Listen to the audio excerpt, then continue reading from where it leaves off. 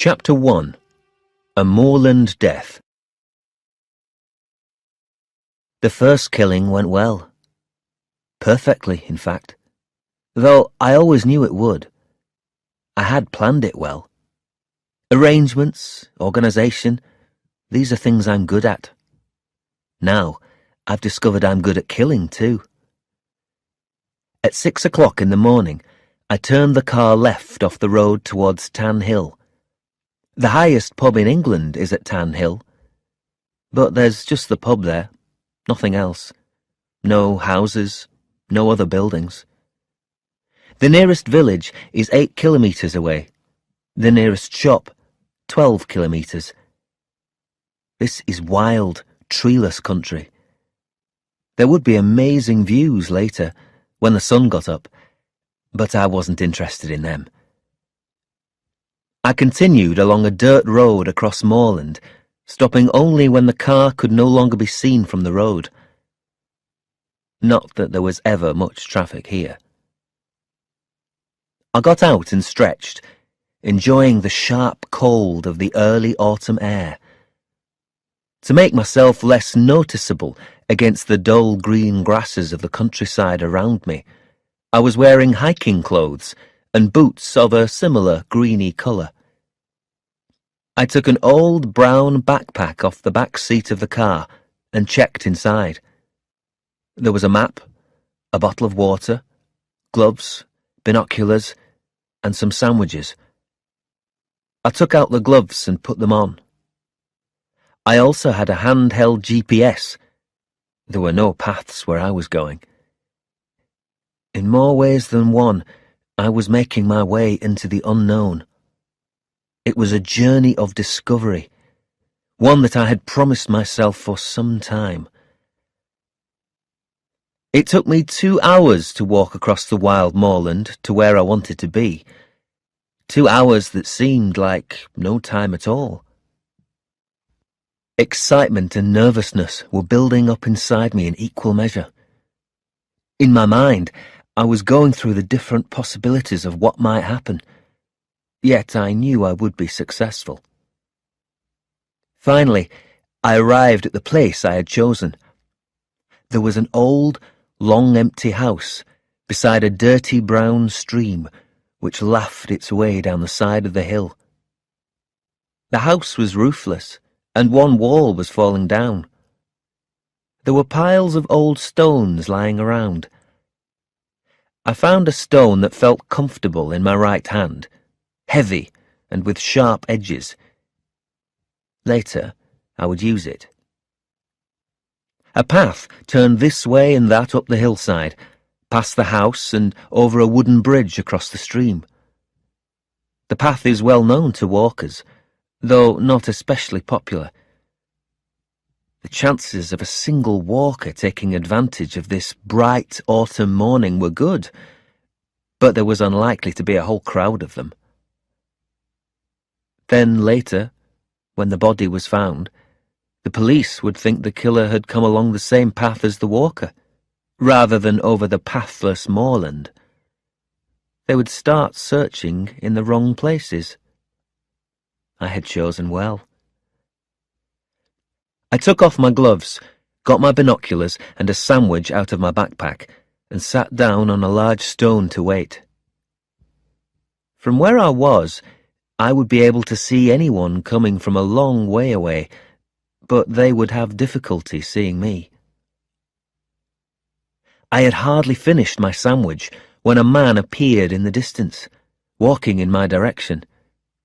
Quickly, I put on my gloves, picked up my chosen stone, and hid behind the back wall of the house. I waited. My heart went faster. I took deep breaths to slow it down. I had a picture in my mind of the man coming nearer. My excitement rose.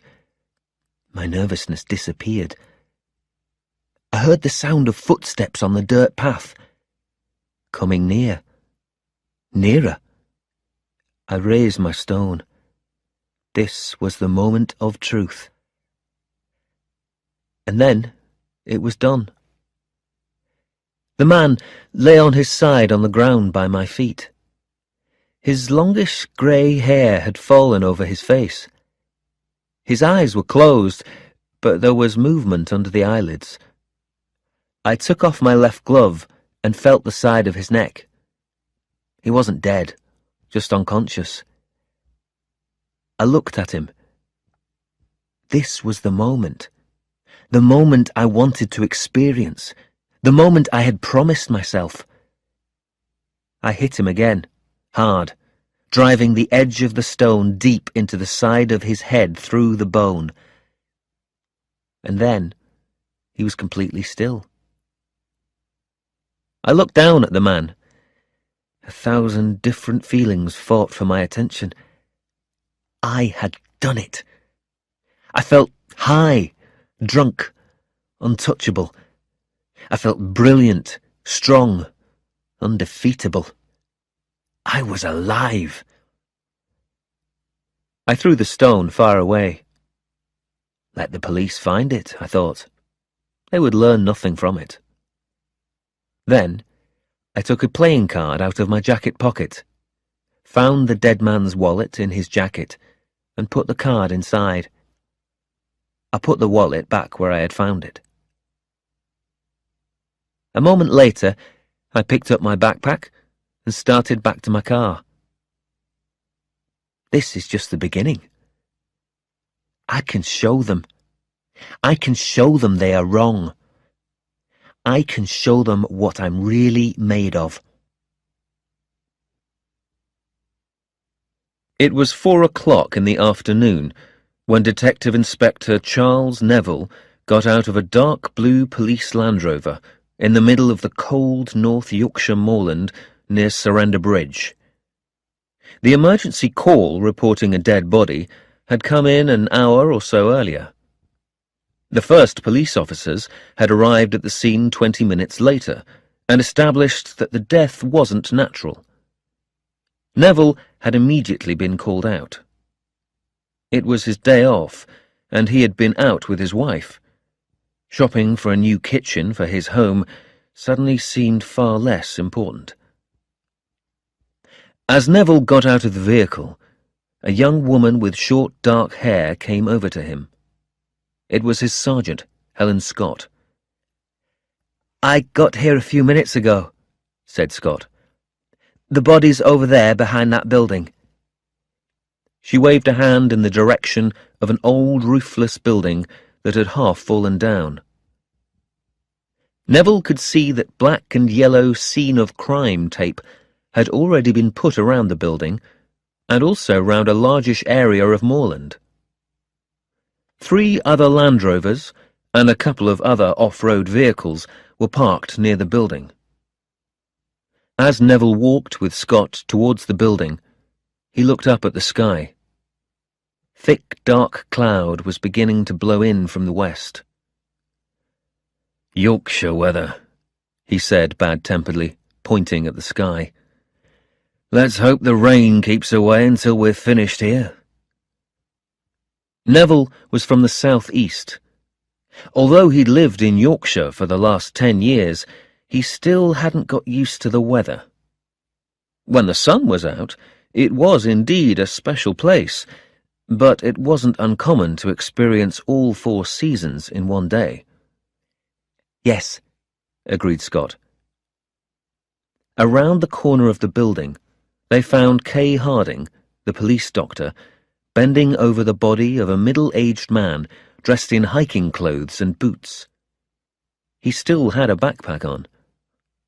Harding stood up as she heard the detectives arrive and started talking immediately. "Charles, Helen," she said, looking from one to the other and then down at the body. "What we have here is the body of a 50 to 55-year-old man. He was presumably out walking. Someone has hit him hard on the side of the head twice, probably with a stone." "Time of death?" asked Neville. "Somewhere between 8 and 10 this morning, I'd say," replied Harding. "Anything else?" asked Neville. "Not at the moment," replied Harding. "Once the photographer's done his business, I'll take the body away. I'll leave you the backpack and anything I find in his pockets." "Okay, thanks," said Neville. Neville's mood improved. Harding was one of the best. Clear, professional, and she didn't waste words.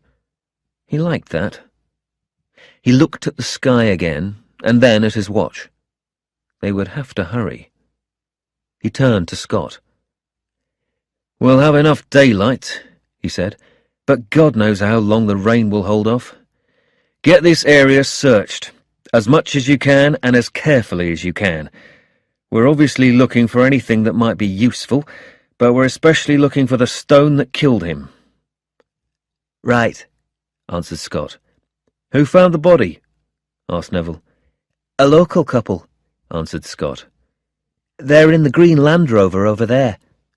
She pointed to it. "I'll go and talk to them," said Neville. "Then we'll need to think about an operations room. Reeth is the nearest village. Maybe there's somewhere there." Scott nodded. She and Neville had offices at the police station in Richmond, the nearest town, but that was almost 20 kilometres away. Neville would want to be closer to the scene than that. There was a mobile office they could bring over and use, or they could find a large room nearby that they could borrow. "Right," she said. "I'll get the search started here."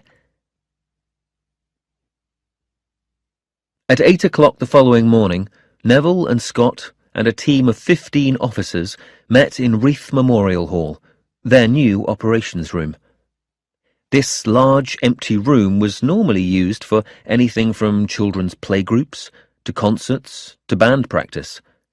Now it was filled with desks, chairs, computers, phones, and police officers. Neville stood, facing his team, his age showing in the grey of his hair and the lines on his face. Scott was next to him. Neither of them had had much sleep. Behind them was a whiteboard with the photograph of a man's face on it. "Okay," began Neville. "First, what we know. This is Matthew Kenworthy." He pointed at the photograph. "He was found at 3 o'clock yesterday afternoon by a local couple who were out walking their dog.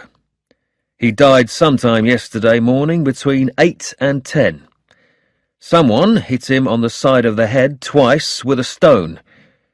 We've got the stone, but it's anyone's guess if we'll find out anything from it." He stepped back and looked across at Scott. "Over to you," he said. "Kenworthy was here on his own, on a walking holiday," she began. "He was staying at the Shoulder of Mutton pub here in Reeth. He arrived a couple of days ago. He hadn't been to the area before. He was friendly, but kept himself to himself." She cleared her throat before continuing.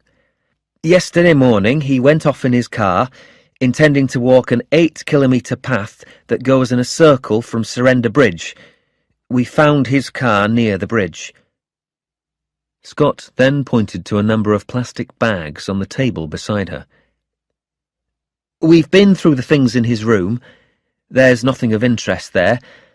We've been through what he had with him on the walk. He just had the usual stuff that walkers take: map, GPS, hat, gloves, sandwiches, water. But there was one unusual thing." Scott picked up a plastic bag and held it up so that everyone could see. Inside the bag was a playing card. "The Ace of Spades," she said. "It was in his wallet, and there were no other cards in his room. Any ideas?" Heads shook all round the room. Neville stepped forward again. "Okay," he said. "Kenworthy was single and lived in Bristol. The police there are making inquiries. Up here we've got work to do too. I want 4 of you to walk the 8 kilometres that Kenworthy intended to walk. The murderer may have followed him, or may have come from the opposite direction. Go in 2 pairs. 1 pair in the same direction as Kenworthy, the other pair in the opposite direction. Check along the path for anything that might be useful. Neville picked up a pile of photographs from the table and gave them to Scott. I want the rest of you making door-to-door inquiries in Reeth, he said. It's a small place. Everyone knows everyone. Take Kenworthy's picture with you. See if anyone knows him, or spoke to him, or saw anyone speaking to him. D.S. Scott will tell you who's doing what. Neville turned and was about to leave the room when a voice came from the back. Sir? Neville turned round. Yes, he said. One of the officers had a hand in the air to show that he had spoken. What is it? Asked Neville. The ace of spades, sir, said the officer. I've just remembered. It's the card of death.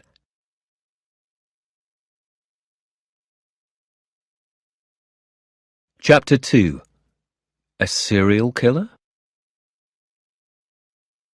I waited 10 days before I decided to kill again. I could have waited longer, but I wanted to experience that wonderful feeling again. I wanted to experience it quite badly. That feeling of pleasure, of being successful, and of showing I'm right. I've read the papers, and the police seem to have no idea what's happening. I didn't think there was any danger of being found out. I was right about that. I decided to use the same basic plan as before. I would park my car in one place, and then find an unwilling helper somewhere completely different. However, I had made some improvements to my plan. The first was to leave my car in full view somewhere. Hikers leave their cars all over the North Yorkshire countryside. No one pays them any attention. But a car that appears to be hidden might now, after what happened 10 days ago, be of great interest to the police. Secondly, I was going to put my plan into action in the late afternoon. I hoped that meant the body wouldn't be found until the next morning. That would make things a little more difficult for the police. Another change was to use a knife. I had decided I wanted to experience different ways of killing. Finally, I was going to use footpaths to get to the place I had chosen. There are so many paths all over this part of Yorkshire, it would be difficult to avoid them forever. Of course, the police might be able to match my boots or my clothes to something they found along the path. But I had thought about that. After this, and every future adventure, I would burn everything that I was wearing or carrying. Clever, aren't I? Cleverer than the police, I think. I drove up the road from Grinton towards Redmire and left my car on moorland about halfway between the two villages. Then I started walking back over the hill towards Reeth. The day was cloudy, but it was warm for the time of year.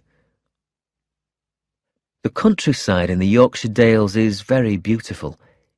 Hills and dales, up and down, wild moorland on the tops of the hills, sleepy villages and farms in the dales at the bottom. To Yorkshire people, Yorkshire is God's own country. But I wasn't there to enjoy the natural beauty. It took me a couple of hours walking through completely empty moorland to reach the place I was looking for, a small building.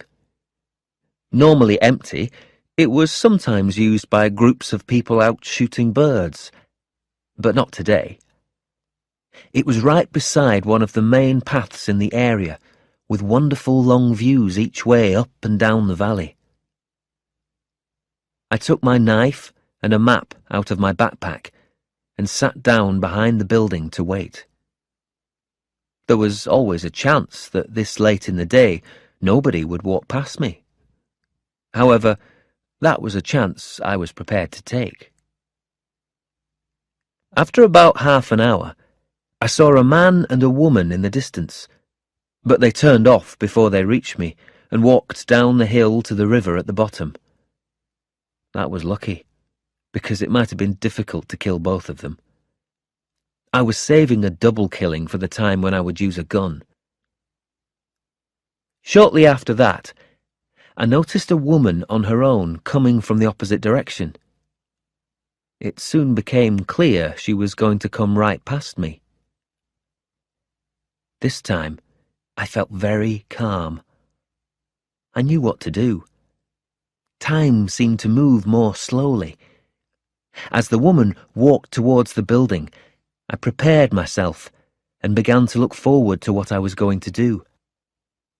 She was still about 50 meters away when I stepped out. I was holding the map in my hand. The knife was in the same hand, but hidden under the map. As I stepped out, I was looking at the map so as not to frighten her. She kept on walking towards me, and I looked up. She was medium height, blonde, probably in her 30s. I smiled at her and looked a bit embarrassed. "I'm sorry," I said, waving the map a little but keeping the knife hidden. "I seem to be a bit lost. You couldn't show me where I am, could you?" "Of course," she said, and came over to where I was standing. She bent to look at the map, and I stuck my knife sharply into the left-hand side of her chest. There was a long, soft noise as the air seemed to leave her body. I looked into her eyes, feeling the moment, enjoying it. A surprised look crossed her face.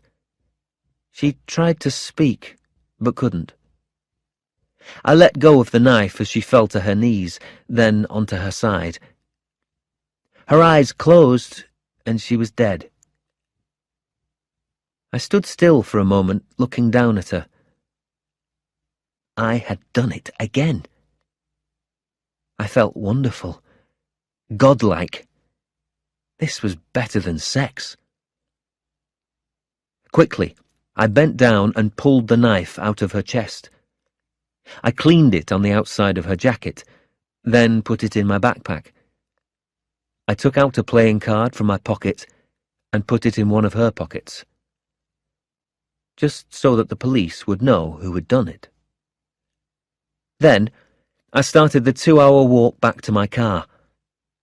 2 happy hours in which I could relive the moment. Fiona Russell was in her office in the North Yorkshire Police Headquarters in Northallerton. She had just finished reading a recent report about internet crime and sat back to think about what she had learned. Although she worked for the police, she wasn't actually a police officer. She was a crime analyst. That meant she was one of the few people who was likely to see everything to do with a particular crime. She read every piece of paper, every interview, every report. She looked for patterns, similarities, differences.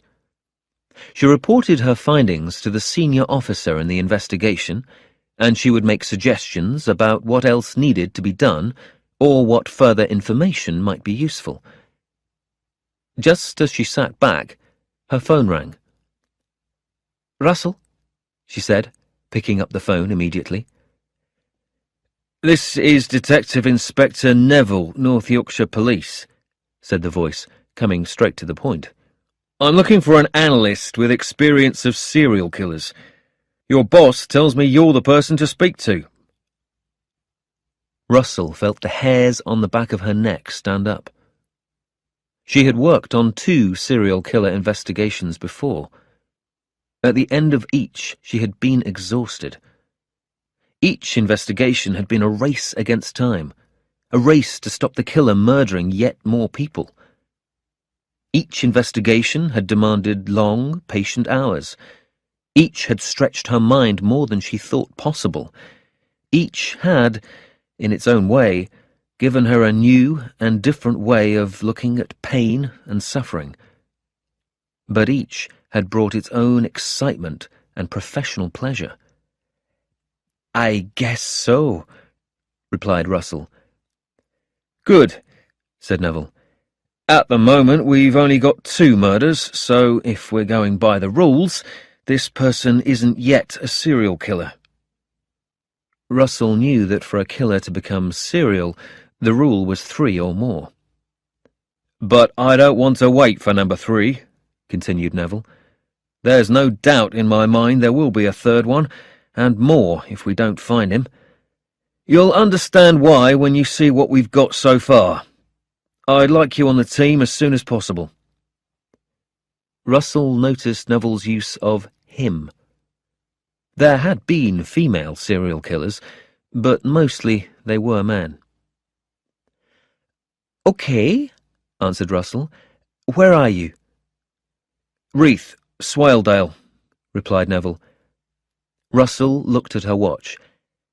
"I can be there in about an hour," she said. 90 minutes later, Fiona Russell was sitting at a table at the back of the operations room. Helen Scott was in a chair opposite, giving her a quick overview of the investigation so far. She was already describing the second murder.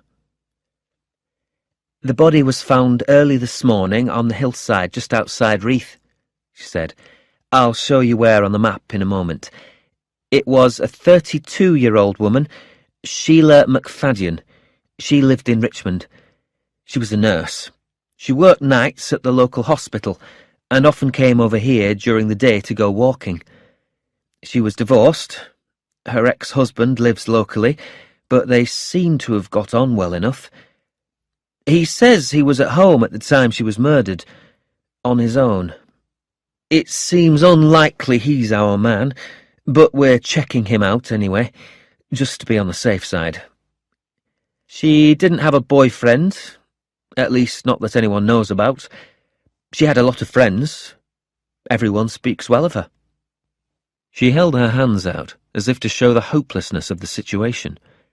"There appears to be no reason why anyone would want to kill her," Scott added. She paused for a moment. "What about the crime scene?" asked Russell. "Like the first one, we've got almost nothing," continued Scott. "The killer stuck a knife straight into McFadden's heart. We haven't found the knife. The killer pulled it out, cleaned it on her jacket, and took it away. We found nothing at the scene that tells us anything about the killer. We don't know which way he arrived at the scene or which way he left. Actually, we don't know if it's a man or a woman. Nobody seems to have seen anything or anyone strange." Scott reached over to a neighbouring table and picked up 2 small plastic bags. Inside each was a playing card, an ace of spades in one, the 2 of spades in the other. "And then we have these," she said, and put them on the table in front of Russell. Russell picked one up and looked at it. Scott sat back in her chair and looked at Russell. "2 playing cards," said Scott. "The ace was found on the first body, the 2 on the second. You can see why the boss thinks we've got a serial killer on our hands. Of course, the cards are a common make, available anywhere." "Yes," said Russell, as she put down the ace and picked up the 2. Looking at the 2 of spades, she noticed 2 handwritten words in the middle of the card. They read, "Buy knife." An icy feeling ran down her back. She put down the card and looked at Scott. She was in her late 20s, with short dark hair, smartly dressed and clearly intelligent. A useful person to have in this kind of investigation. Everyone needed to be awake and alive to all the possibilities. She was about to speak when a tall man in a suit came towards them. His face was lined, and there was a lot of grey in his black hair. "D.I. Neville," he said, introducing himself. "Call me Charles. You must be Fiona Russell." He pulled a chair out from the table and sat down. "Has Helen told you where we're at?" he asked. "Yes, she has," answered Russell. "And?" asked Neville. Any immediate thoughts? Russell was unwilling to say too much until she knew more about the investigation. However, being new to the team, she felt she needed to give Neville and Scott something. Having read widely about serial killers, she could make a few general points. "We can make some intelligent guesses," said Russell. "First of all, we're most probably looking for a man. Most serial killers are men. There have been women serial killers, but interestingly, they usually prefer to kill indoors, inside the home or maybe in a hospital. A nurse killing off patients, for example." Russell looked at Scott and Neville. "And I'd guess he's between the ages of 25 and 40, she continued. "He needs to be old enough to plan and organize this. But when they're over 40, people normally calm down, or they've already been caught and locked up." Neville and Scott looked at each other, then back at Russell. "And he does seem to be organized," added Russell. "Organized and intelligent. That's why you found so little at the crime scenes. He's also carried out the murders well away from any CCTV cameras. We're the most watched country in the world, but out here in the Dales, there are very few cameras at all. Not many CCTV traffic cameras in towns, hardly any cameras around buildings, and out in the countryside, none at all." Neville and Scott were listening and watching carefully. "I'd also say we're looking for someone reasonably local, someone who knows the area," Russell went on. "I mean, I'm sure you've thought of this yourselves. Both the murders happened in places where the killer was unlikely to be interrupted. He obviously knows the area well." "True," said Scott, putting her elbows on the table. "But why? Why have these people been killed?" "I'm not a psychologist," said Russell. "I just study the facts. But looking at the playing cards, I agree with you that he'll try again. I think you're absolutely right that this is a serial killer." She looked at both of them and gave a small smile. "And, of course, if he keeps killing, we'll catch him. We only need to get lucky once. He has to stay lucky all the time." That afternoon, the restaurant at the nearby Half Moon Hotel was full of journalists, both national and local, from the newspapers, radio, and TV.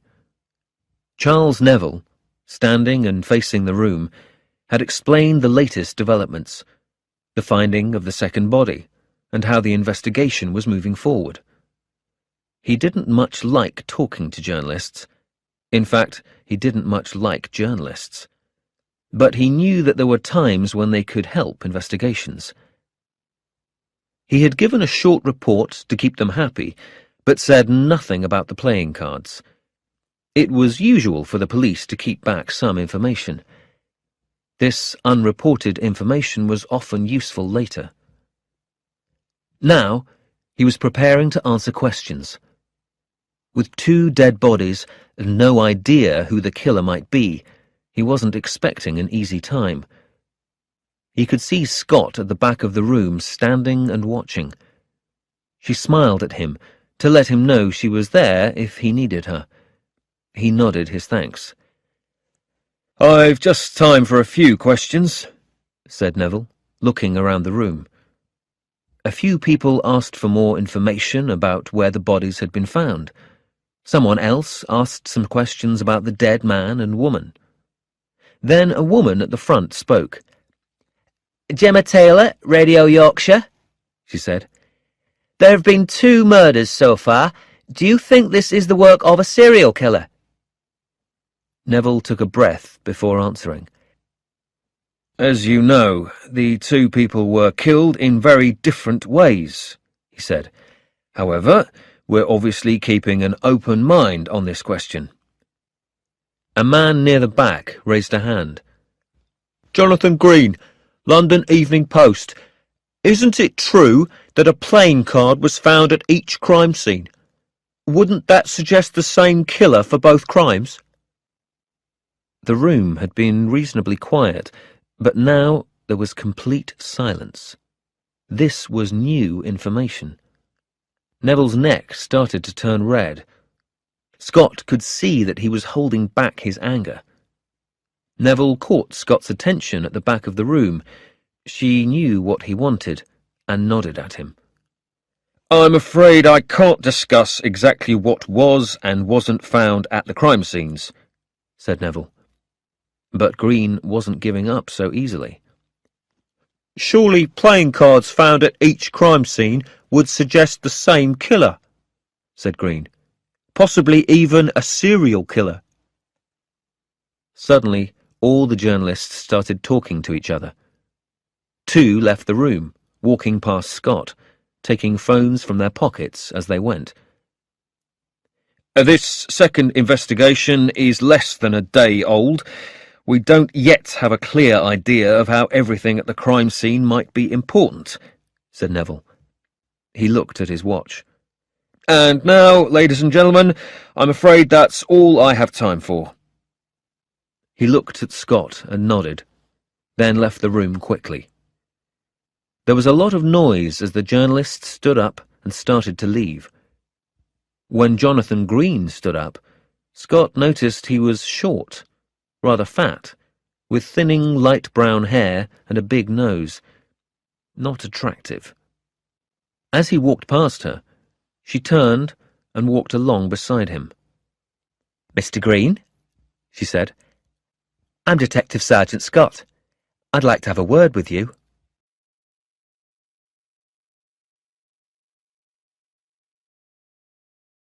Chapter 3. Early Investigations. What a good idea it was to send a text message to that journalist. Of course, he won't know who it's from. I used a special website, aliamail.com. You can use it to send emails and text messages without anyone knowing where they come from. You have to give a name and an email address when you start using the website, but I gave a false name, and I used an internet email service. I also sent the message from an internet cafe, not from my own computer. Smart, eh? Naturally, the police will want to talk to everyone who knows the journalist's mobile phone number. That could be hundreds of people. And anyway, the police won't find my name. The journalist has no idea that I know his number. How, in fact, do I know it? Well, that's my secret. So, soon I will have what I want. The information about the playing cards will be in tomorrow's papers. Then the whole country will know that these achievements are the work of one person. The whole country will see how good I am at what I do, how successful I can be. And then eventually, when I reach my final goal, I will show them that they were wrong. Who are they? They are the people who stopped me realizing the one burning ambition I had in life. They are the people who wrongly and unkindly took away the chance I had to achieve something real. But I'm talking too much, and as the saying goes, actions speak louder than words. I must get on and plan my next adventure. First, I need some new clothes and boots. I burned the clothes I used last time, as I said I would, and the boots are at the bottom of the River Swale with a heavy stone in each one. I don't want to buy new clothes. Second-hand ones will be much better. There are plenty of shops around selling second-hand clothes. For a start, second-hand clothes are cheaper, and after all, I'm only going to wear them once. But also, no one will recognize them as being mine. That should confuse the police if they ever get a description of me. Then I've got to decide the how, when, and where for my next adventure. The how is easy. This time, I want to get up close and personal. A strangling. My hands around the throat of my helper. I want to experience the physical closeness that comes from using my hands rather than a stone or a knife. So far, I have always watched life go. This time, I want to feel it leave. As for the when, it must be soon, I think. I can't wait much longer. The police are no closer to finding me. I don't have to worry about them. And I have a growing hunger for the excitement of the kill. Or is it a thirst for blood? To be honest, I don't care. For me, it has become like a drug, one which I need more and more. So there's only one thing left to decide. The where. I'll have to study my map. The Yorkshire Dales is a large area, but fortunately I know it well. It will be easy to find somewhere suitable. You might want to know where, but I'm not going to tell you. You'll find out soon enough. A quiet place for a private meeting. I tell you, I don't know who sent it to me. Jonathan Green searched through his pockets and finally pulled out a mobile phone. Green, Neville and Scott were at the back of the Wreath Memorial Hall in a small room which Neville had decided to use for interviews. There were 4 chairs and a table. The walls were a dull cream colour, with some tourist photos of Swaledale on them, and there was a window that looked out onto the back of Wreath Garage. Green put his phone on the table and pushed it across to Neville. "Check for yourself," he said rather crossly.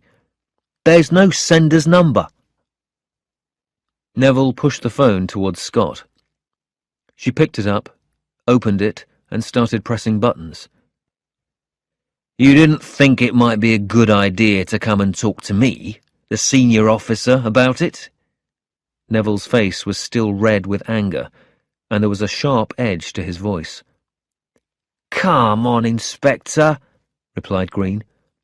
He put an elbow on the table and turned his hand over. "I'm a journalist. I get a text message with information about a murder inquiry. Information that the police must already have. Do I go and tell the police something they already know? Or do I send in the story so that the Evening Post is first with the breaking news?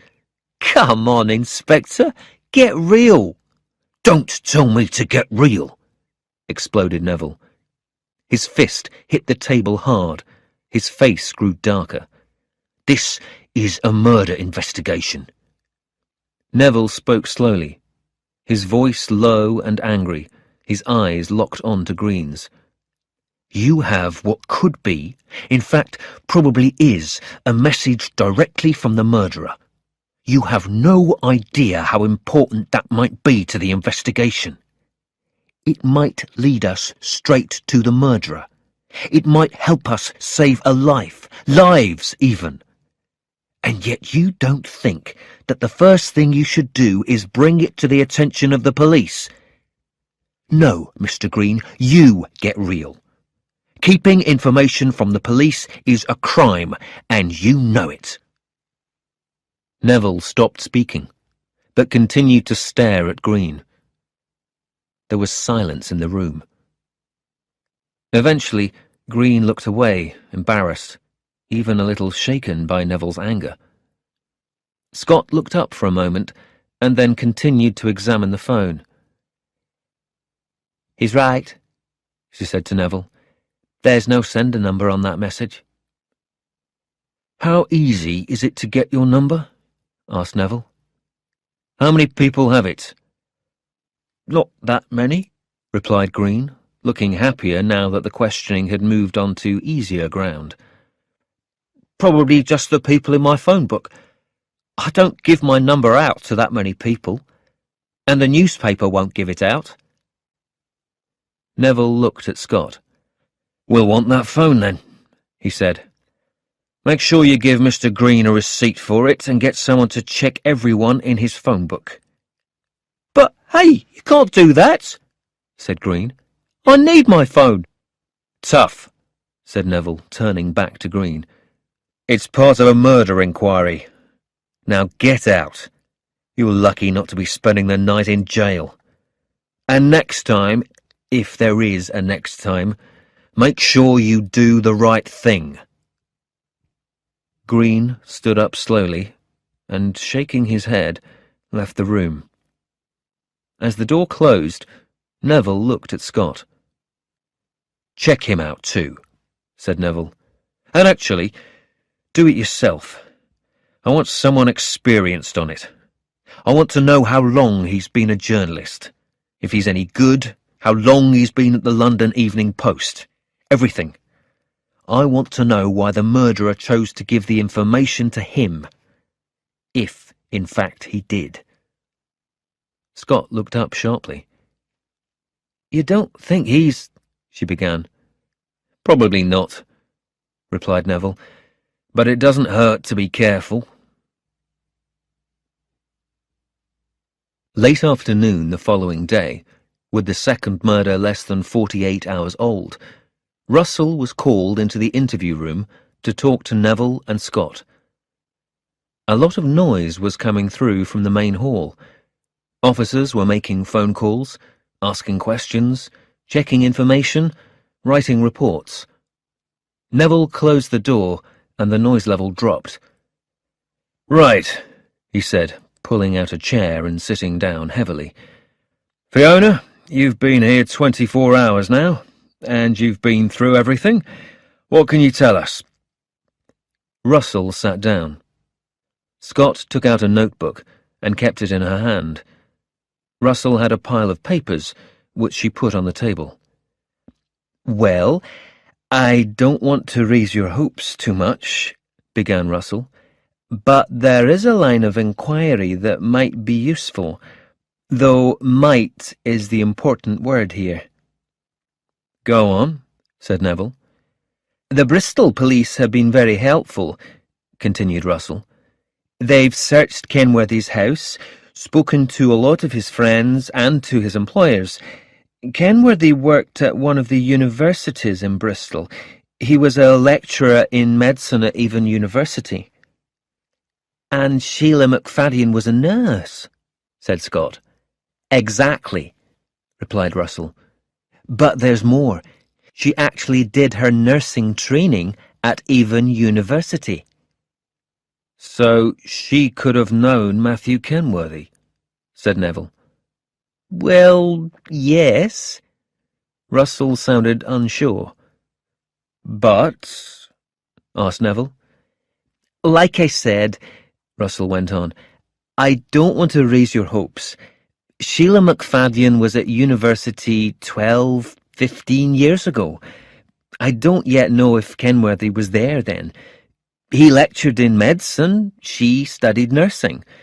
Okay, the subjects are similar, but they're completely different courses, so even if they were both there at the same time, they might not have known each other. I see what you mean about might being the important word, said Neville. However, it's certainly a line of inquiry that's worth following up.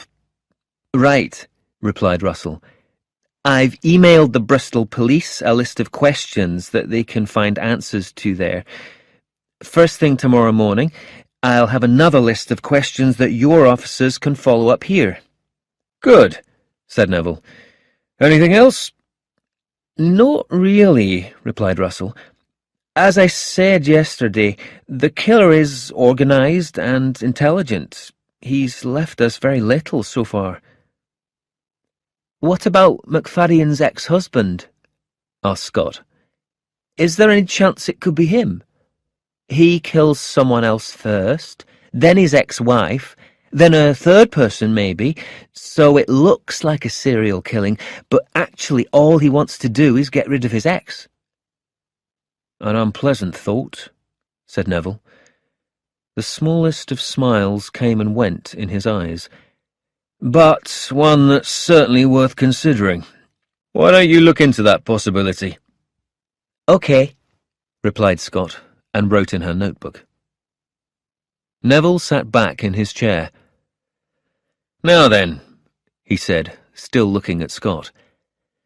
What about Mr. Green? Tell us what you found out about him. Scott turned back a few pages in her notebook. Apparently Jonathan Green is a well-known journalist. He works mainly down south on the London Evening Post, which explains why I've never heard of him. Scott looked up from her notes. He usually covers crime stories, but he also makes his own investigations into areas where he thinks people have been breaking or bending the law. Such as? Asked Neville. I've got a list of some of his more recent stories, replied Scott, turning over a page in her notebook. A lot of his stuff is just straight crime reporting. What happened, who did what, who went to prison, that sort of thing. But at the end of last year, he wrote a couple of big pieces. One was on crime in the health service, cleaners stealing drugs and equipment and selling it all on the black market. That resulted in a police investigation. I remember that, said Neville. I didn't realise it was Green. The other piece was an interview with Jerry Anderson, continued Scott. Who's he? Asked Russell. One of the big players in organised crime in London in the 1980s, answered Neville. He'd just come out of prison after 15 years for bank robbery and murder, continued Scott, and Green persuaded him to do an interview. He talked all sorts of rubbish about how he had seen the light, given up his life of crime, and was going to go straight. Mind you, added Neville, I'm told there's a few million that still hasn't been found from his last bank job, so he can probably afford to go straight. Anyway, I guess that's why Green's phone number is difficult to get hold of, explained Scott. You wouldn't want Anderson calling you up in the middle of the night. He's not a pleasant character at the best of times. Absolutely, replied Neville. Scott looked down at her notes again. And there's another big story that he's been working on recently, she said. Unfortunately, it hasn't made the newspapers yet, and as a result, I haven't been able to find out anything about it.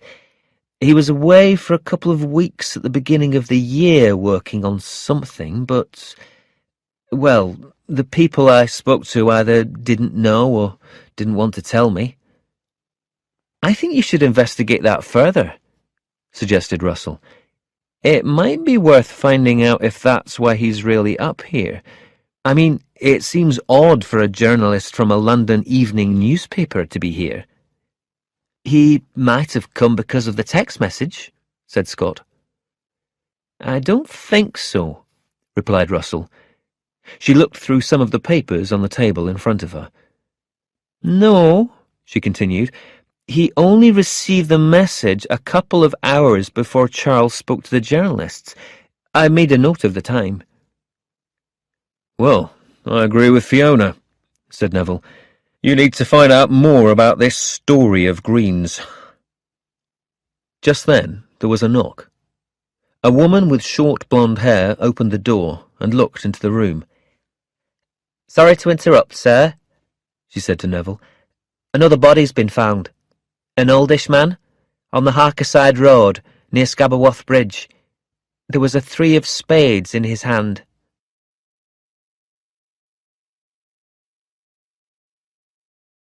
Chapter 4. A Different Kind of Killing. I needed luck today. I wasn't absolutely ready for the kill. I'd looked at my map. I had some ideas, but I hadn't reached a final decision on where I was going to find my helper.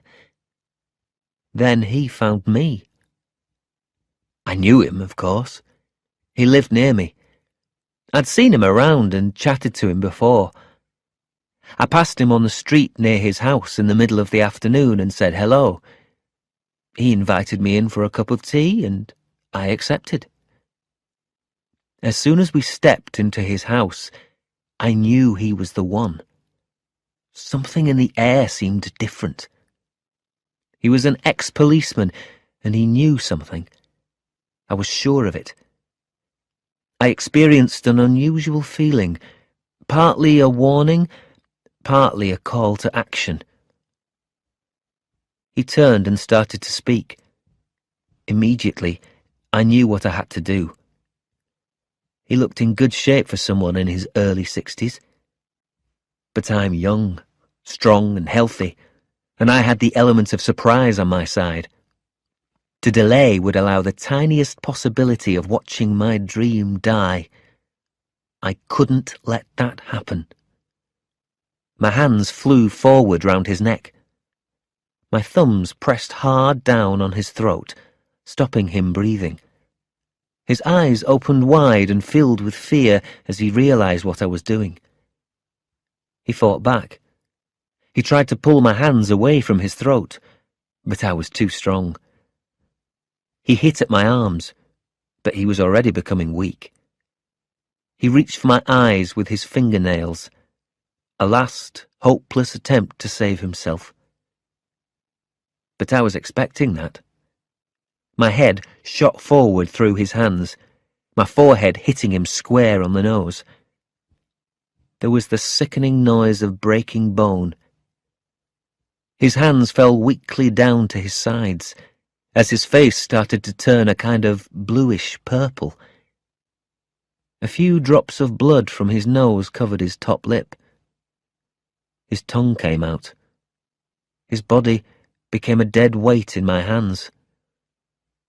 I let it down gently and laid him on the floor. Then I sat down next to him. I was breathing hard, my heart going as if I had just run 100 meters.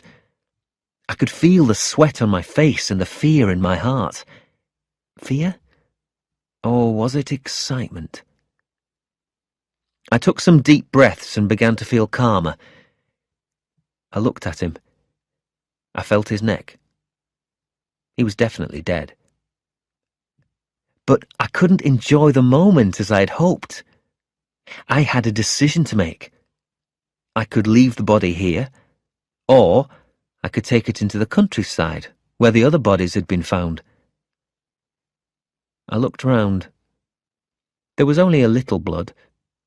It was all on his top lip and drying fast. There were no obvious signs of a fight.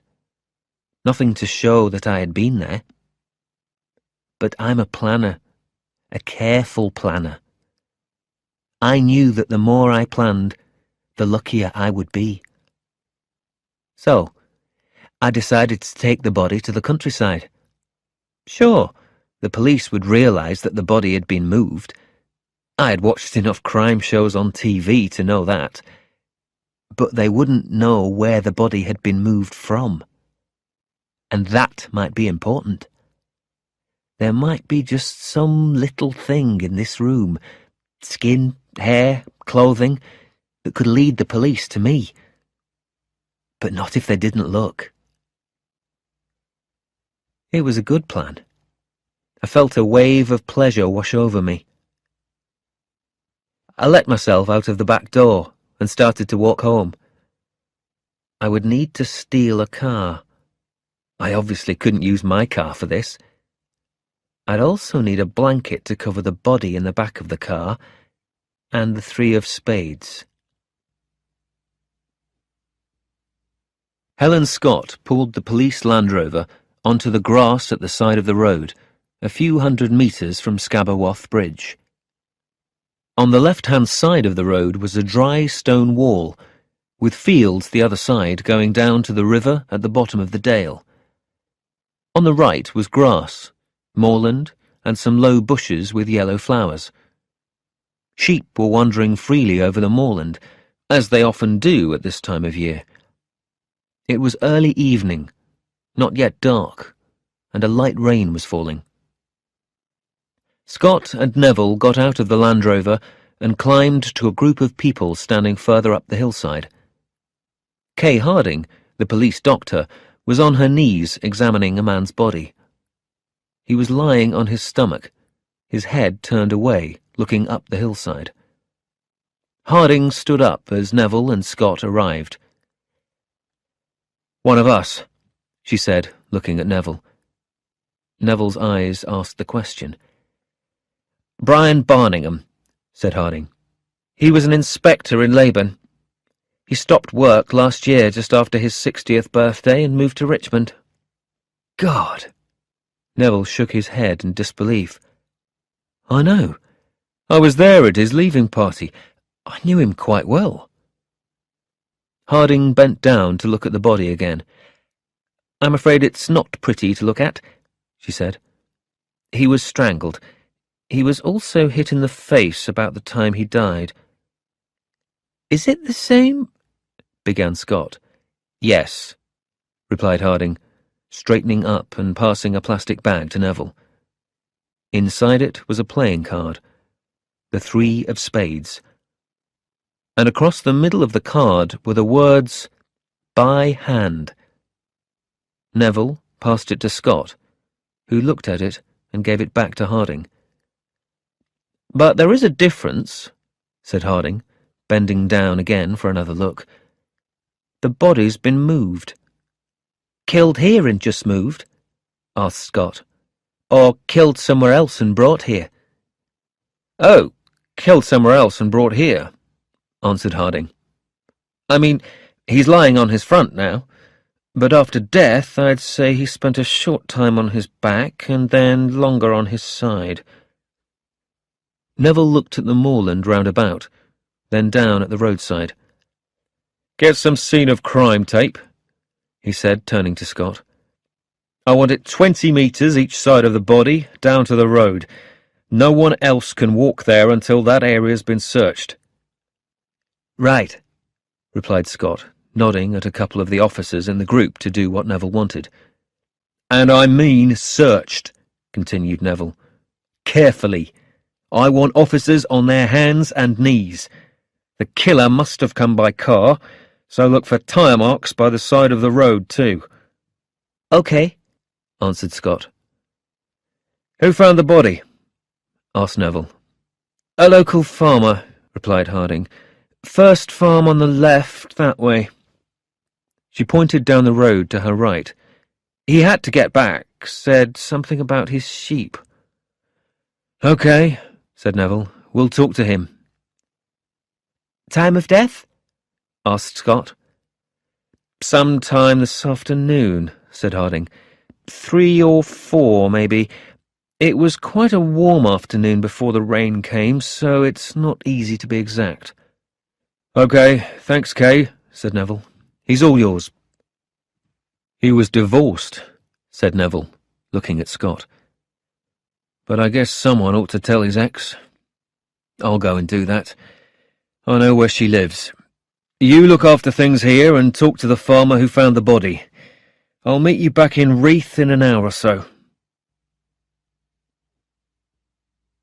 At 7 o'clock the following morning, Fiona Russell yawned as she checked her email in the operations room. She'd had 3 hours' sleep. She'd stayed up well into the night reading reports from officers in Bristol, Richmond and Reeth. A new email had come in from Bristol overnight, but it didn't contain any useful information. She'd now seen everything to do with the first 2 murders, and everything that had so far come in about the third. The only thing that seemed odd to her was that the third body had been moved. Why was that? Had he had to move it? And if so, why? She was just turning these questions over in her mind when the door opened and Neville and Scott came into the room, carrying cups of coffee. Neville was speaking. "They're going to go crazy," he was saying. 2 murders in 48 hours.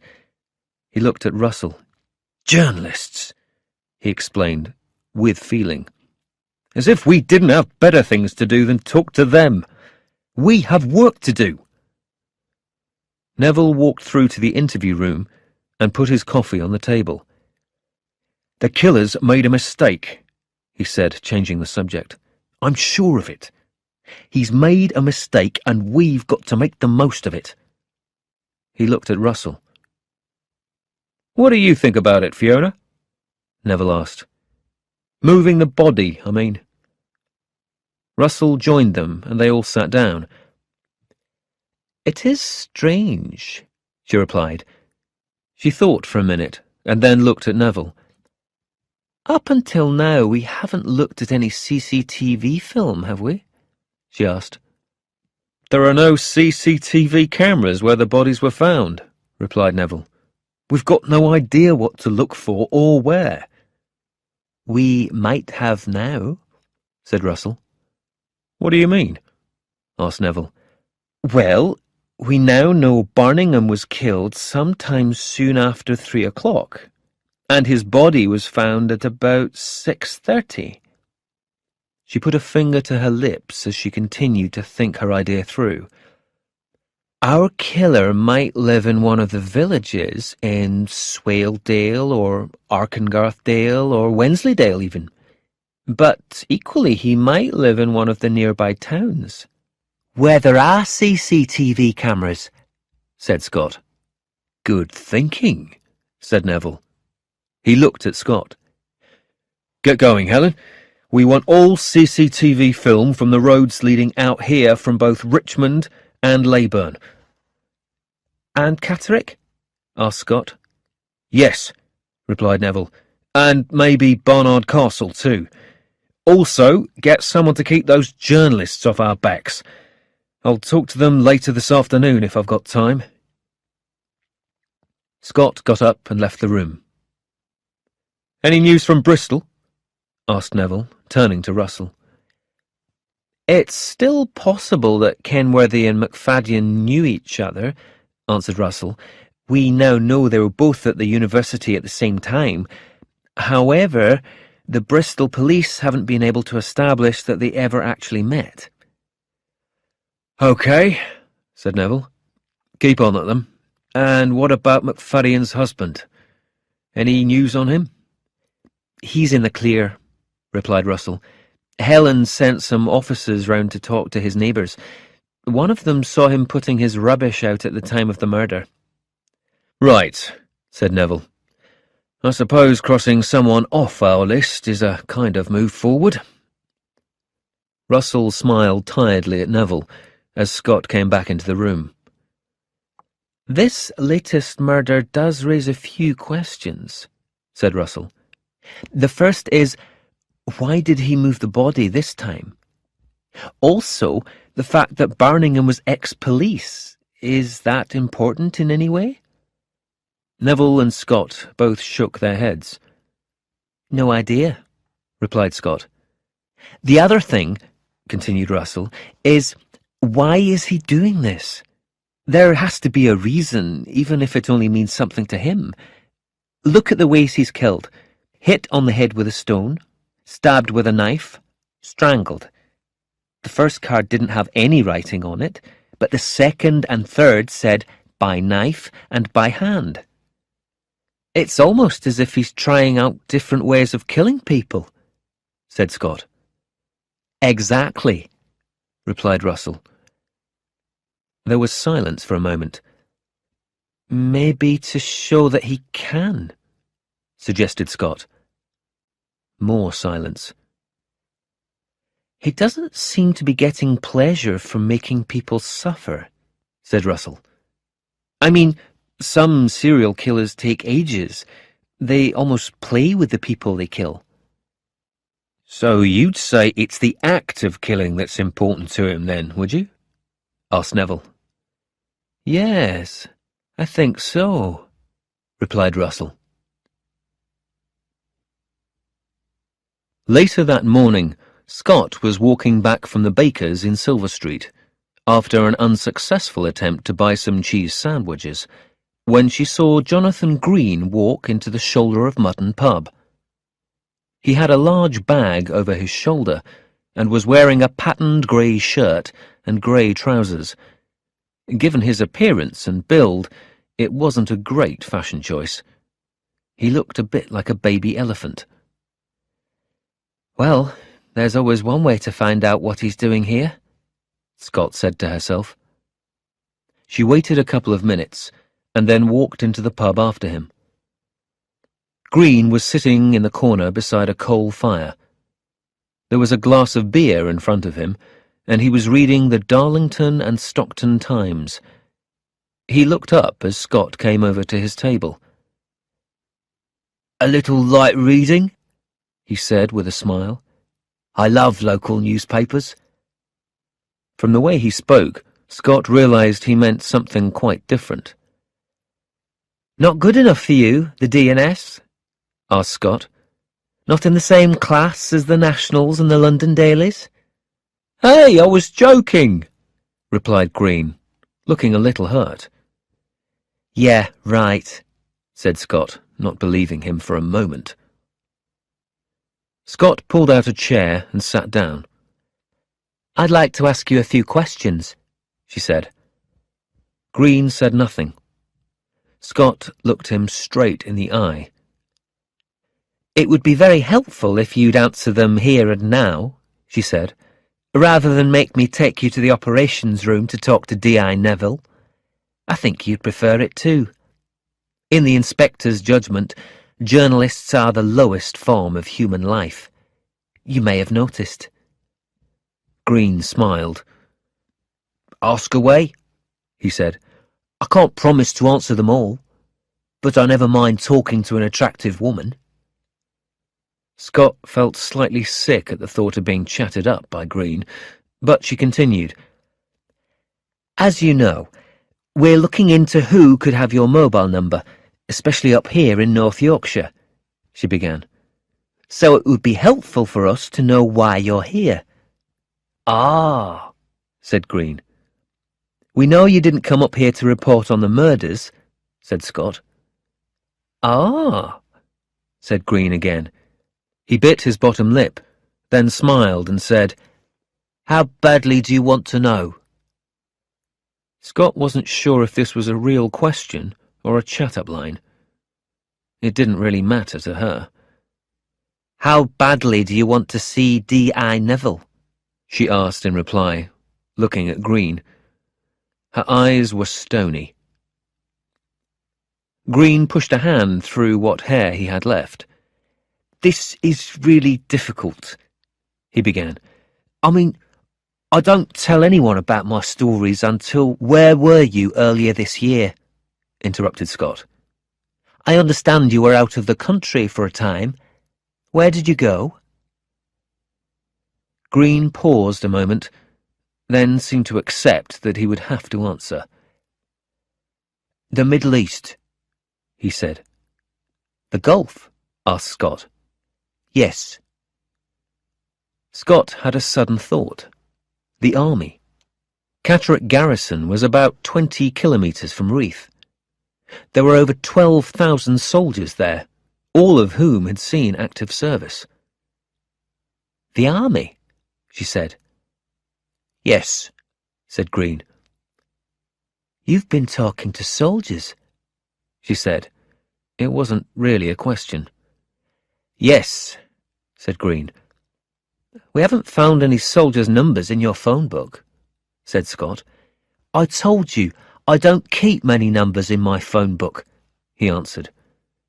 "But you've given your number to some soldiers," said Scott. "Yes," replied Green. Scott took out a notebook and pushed it across the table. "I want the name of every soldier who has your number," she said. "But now," said Scott. Green held out his hands. "I can give you some names," he said, "but not all of them. I meet a lot of these guys in pubs. We just chat. I don't ask them their names. Quite often they don't want me to know. With the kind of story I'm investigating, if their name gets in the paper, it makes trouble for them with the army. They have to be careful." Scott took out a pen and gave it to Green. She looked him in the eye and said nothing, Green pulled the notebook towards him and started writing. "When you've done that," said Scott, "you can tell me exactly what you're investigating." Chapter 5. Caught on Film. I got away with it, but I was exhausted. So tired that this morning I slept till midday. Part of the tiredness was physical. First the fight, then moving the body. Part of the tiredness was in the mind. Because I hadn't been completely ready for this adventure, I'd had to think quickly and carefully. No one else was at home when I got up. I made a coffee and thought back to yesterday afternoon. I needed to check I had made no mistakes. I had walked home for a blanket, a change of clothes, and the 3 of spades. Although I was in a hurry, I walked. Running would have drawn attention to me. I put the blanket, the card, and a pair of binoculars in a bag, and went out to look for a car. Stealing a car is easy when you know how. And I know how. I drove it back to my helper's house and parked round the back, got the body onto the back seat and covered it with the blanket. Then I started out towards Reeth. On the way I thought about where to leave the body. A side road, somewhere quiet, where I could get the body out without being seen. It was about 4 o'clock in the afternoon, but a light rain had been falling all afternoon. There wouldn't be many walkers out. I decided on the perfect place. I drove along the Swaledale Road and turned left over Scabberwath Bridge. Then I turned left again onto the road back to Grinton and Reeth. There was moorland here with low bushes that would hide the body for a while. I pulled off the road. There was grass by the side of the road, so I wouldn't leave any tyre marks. Then I got out of the car and carefully checked the countryside around me with the binoculars. Nobody. Working quickly, I got the body off the back seat. Holding it by the ankles, I pulled it up the side of the hill and hid it behind some bushes. I left the card in the man's hand, looked round to make sure there was nothing for the police to find, and made my way back to the car. There was little else left to do. Get rid of the car, change my clothes and burn the ones I was wearing, drop my shoes in the river. Easy. It had all been rather hurried, and I was sorry about that. But now that it's over, I can relax, look back and enjoy the moment. I can put a 3rd sticker on my murder map to show where the 3rd body will be found, if it hasn't been found already. I can also start planning my next adventure. I'm getting a taste for this. Not only can people see how powerful I am and what I can achieve, but I'm also enjoying the feeling. It's the high that comes with every kill, the certainty that it's right to be doing this. The next one will be 2. Double pleasure. I'll use the gun. I've been out on the moors and fired a couple of shots just to get used to it. There are only 5 shots left in the gun, and I don't know if I can get any more bullets. Because of that, I want to get close so there's no chance of missing. I know when and where it's going to happen too. It will be in the early evening at the roadside. So I'll need to steal another car, but that won't be a problem. Perhaps tonight is a bit early, or perhaps not. Already I can feel the excitement building. Already I know how good the feeling will be. Yes, tonight. That evening, Fiona Russell was at her desk, wondering when she'd next get a good night's sleep. She reached for her coffee and heard another email come through on her computer. A report of 2 cars stolen in Richmond the afternoon before. 2 stolen cars was pretty unusual for Richmond. It wasn't a big town. Cars didn't often get stolen, and 2 on the same day was strange. A dark green Mini had been stolen from the market square late in the evening, and a silver Skoda had gone missing from the Gallowfields Business Park sometime between 3:15 p.m. and 3:45 p.m. The Skoda had been stolen around the time of the 3rd murder. So, a Skoda then? Maybe. Russell made a note of the car number. Then she started up some CCTV film on her computer. Film from the one camera in Richmond that covered the road out to Swaledale and Reeth. She pressed fast forward until the time in the right-hand corner was 15:13:27. That was about the right time, but was it the right road? Of course, the car thief might not be the killer at all. He, or she, might not even have headed towards Swaledale. Russell hit play. Cars went past. Then cars didn't go past. Then one car. Then no cars for a long time. It wasn't a busy road. She hit fast forward, then play again when more traffic came along. The time got to 16:00:00. The little red bus went past. The bus service from Richmond to Reeth, and then on up Swaledale. Then a farm vehicle, followed by a line of cars, then nothing.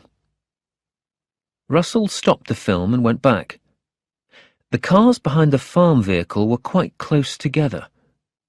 She froze the picture and looked closely. At the back of the line was a BMW, then an Audi, a Ford, a Land Rover, but what was the first car? It was difficult to see. The CCTV was black and white, so that was no help. She zoomed in close and moved down the picture to try and see the car's back number plate. It was hidden. The Land Rover was too close. She went back a couple of minutes and started the film again. This time she played it slowly. When the cars came into view, she froze the film and zoomed in on the back of the first car. Yes! It was a Skoda. That was good. She let the film go forward again slowly. Stop. She could see half the number plate, just the last 3 letters. They were the same as the last letters of the stolen Skoda. Yes! That was very good. Something like electricity rushed through her. Her head felt light. The feeling almost took her breath away. Just then, Scott came into the room. There was an excited look on her face, but she stopped when she saw Russell. "Fiona, are you okay?" she asked, looking worriedly at the other woman. Russell waved a hand and gave her a big smile. I'm fine, she said. "Come and look at this." She took the film back to where the line of cars first came into view. "Watch this," she said. "The first car behind the tractor is the one to watch. I think our man is driving it." They watched the film closely until the cars went out of sight. The cars were moving away from the camera, so it was impossible to see the drivers. Russell took the film back to the beginning, and they watched it again slowly. Then Russell stopped the film and looked at Scott. "Why do you think it's him?" asked Scott. "The car was stolen around the time of the murder," answered Russell. "Ah," said Scott. "You think he stole a car rather than used his own, if he has one?" "Yes," replied Russell. She reached out and took hold of Scott's arm. "If it's him, he stole the car," she said. "And he drove out from Richmond. So maybe he lives there." She smiled at Scott. "He's starting to make mistakes." Russell let go of Scott's arm and stood up. Anyway, she said, you came in here with something important. Oh, yes, said Scott, the excited look returning to her face. Let's find Charles. We need to compare notes. Half an hour later, Neville, Scott, and Russell were sitting round the table in the interview room. "Let me get this straight," said Neville, looking at Scott. "The investigation that Jonathan Green is working on at the moment is to do with the army." Yes, replied Scott. He's looking at the effects of active service on soldiers who have been out in the Middle East and the Gulf, mainly the effects on their minds, and what the government is doing to help soldiers who are badly affected. I thought he was a crime reporter, said Russell. He is, replied Scott. He thinks the government isn't doing enough. Apparently, he feels that their position can be seen as criminal.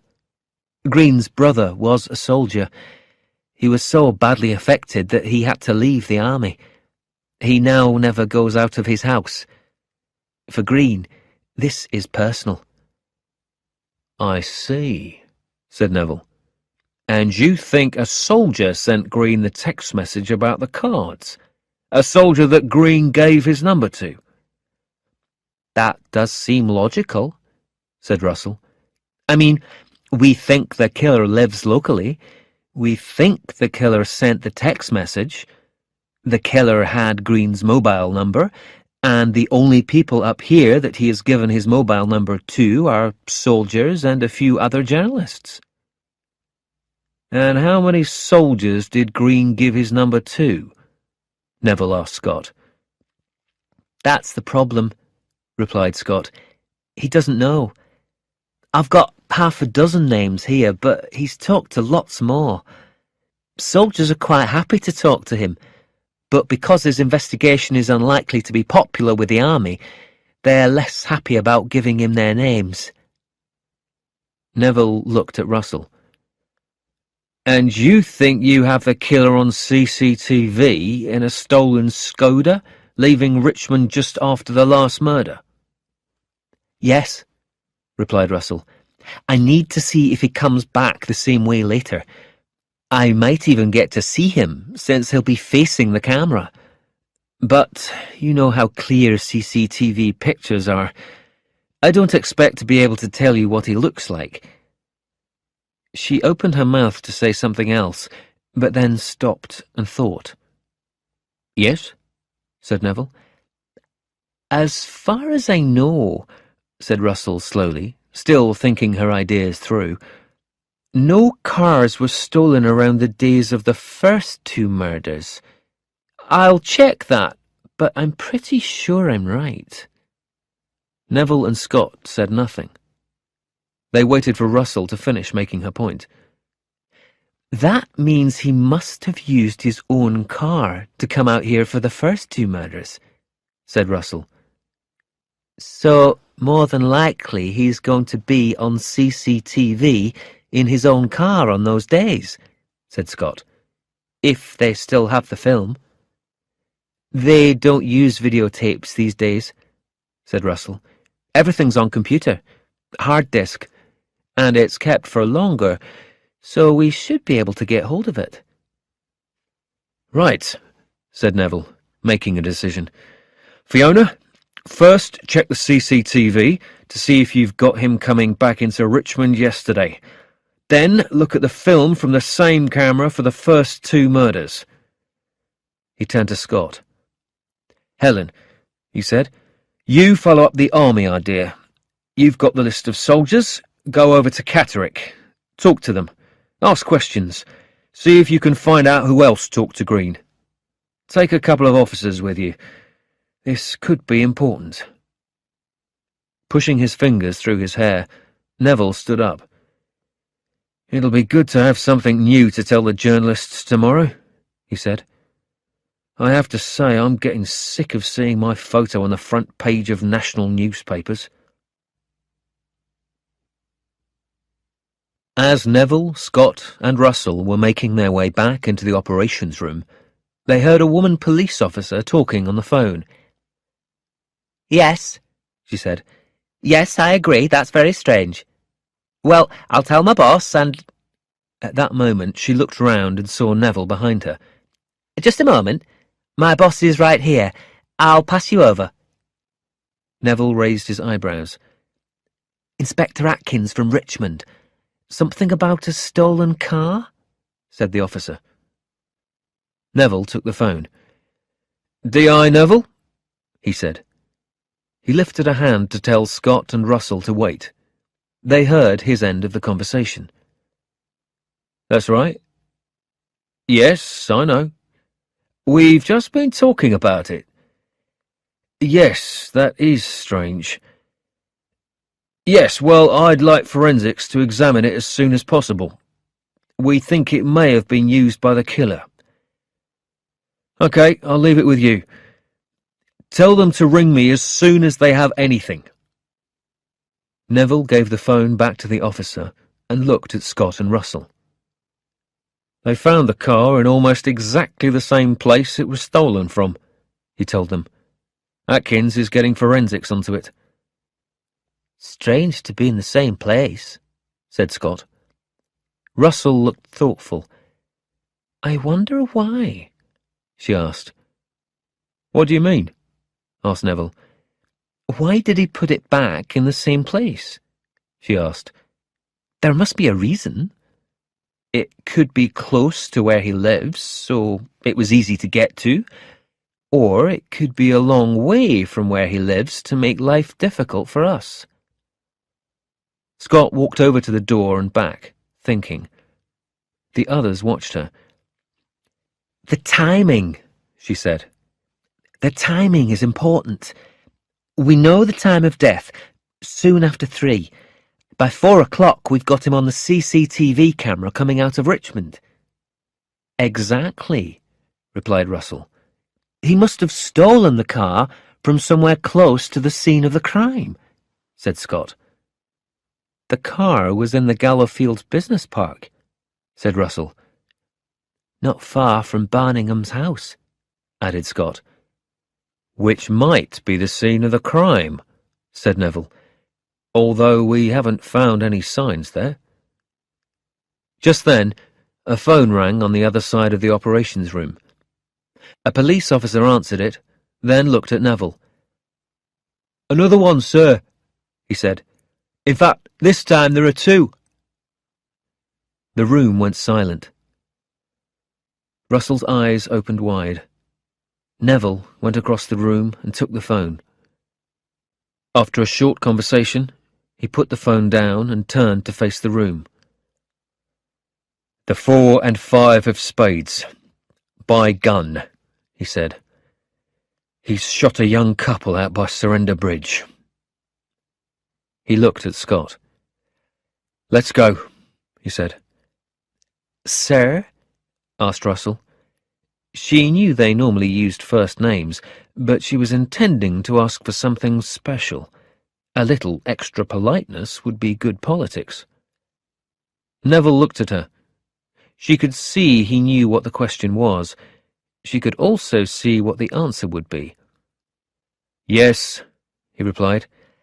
"I know the scene of the crime isn't where I'm usually supposed to be," she began.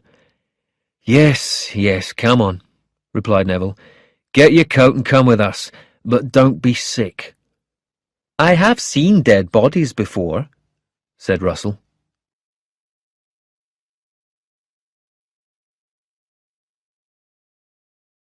Chapter 6. Closing in. Life just gets better and better. Or is it death that's getting better? Anyway, it was another perfect killing. I'm so good at it. Why they didn't want me, I just don't understand. I walked down to the old station to find myself a car.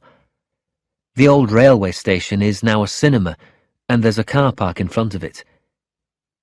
If the owner of the car was watching a film, I might even get the car back before the film finished.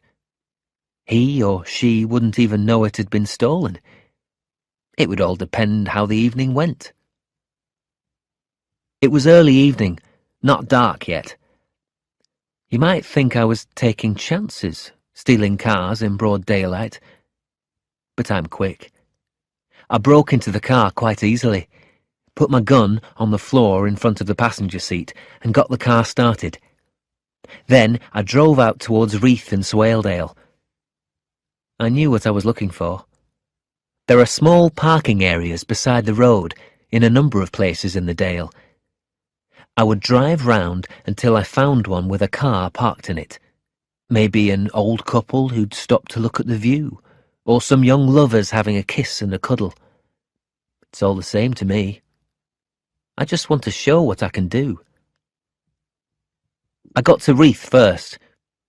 The lights were on in Reeth Memorial Hall. I'd read in the papers that the police were using it as an operations room. It seemed funny to be driving past the place they were trying to catch me from. Catch me if you can, I thought. But you can't. You won't. There was no one parked between Reeth and Langthwaite, so I turned left along the road to Surrender Bridge and headed towards Swaledale. There's a ford along here where a stream goes over the road and you have to drive through the water. The ford is famous because it was always shown at the beginning of a popular TV series about a vet. I'd watched those programs as a kid, but these days I only watch crime shows. From there, I drove on to Surrender Bridge. As I came over the top of the hill and looked down towards the bridge, I could see that just over the other side, a blue car was parked and there were people in it. 2 people. Just what I was looking for. I drove over the bridge and then stopped, but not too close to the other car. I didn't want to alarm them. When I'd stolen the car, I'd noticed that there was a map on the back seat. I thought I'd try the map business again. I put the gun in my pocket and opened the map. Then I got out and walked across. There was a young couple in the car. He was about 20, dark-haired, good-looking. She was the same age, blonde and pretty. They had been kissing, but had broken off when I stopped my car. Seeing me coming towards them, map in hand, the young woman opened the driver's window. "Can I help you?" She smiled at me. I was only a couple of meters away by then. I smiled back, took out my gun, and shot her in the head. She fell forward onto the wheel. Her boyfriend shouted something, but he didn't have time to do anything. I pointed the gun a few centimeters to the left and shot him through the head as well. I checked they were both dead, and then sat both the bodies up in their seats so they looked alive. Finally, I reached into the car and threw the 4 and 5 of spades onto the back seat. When you fire a gun like this, the bullet shoots out of the front of the gun, and the casing, which holds the bullet, is thrown out of the side, sometimes a few meters away. One casing was easy to find. I picked it up and put it in my pocket. The other was nowhere to be seen. I searched for it among the grass and small bushes, but I just couldn't find it. After a few minutes, I heard the sound of a car in the distance. It was time to go. Even if the police found the casing, it was unlikely to matter. Taking the casings was just me being careful, leaving nothing to chance. What the police really needed was the gun. With the gun and the bullets, they could get a match. But they would never find the gun. I got back in my car and drove away. It would be some time before the bodies were found. Nobody would think twice about gunshots out here. Farmers are always shooting rabbits, and the rich pay large amounts of money to come and shoot birds. The sound of gunshots isn't unusual in the Dales.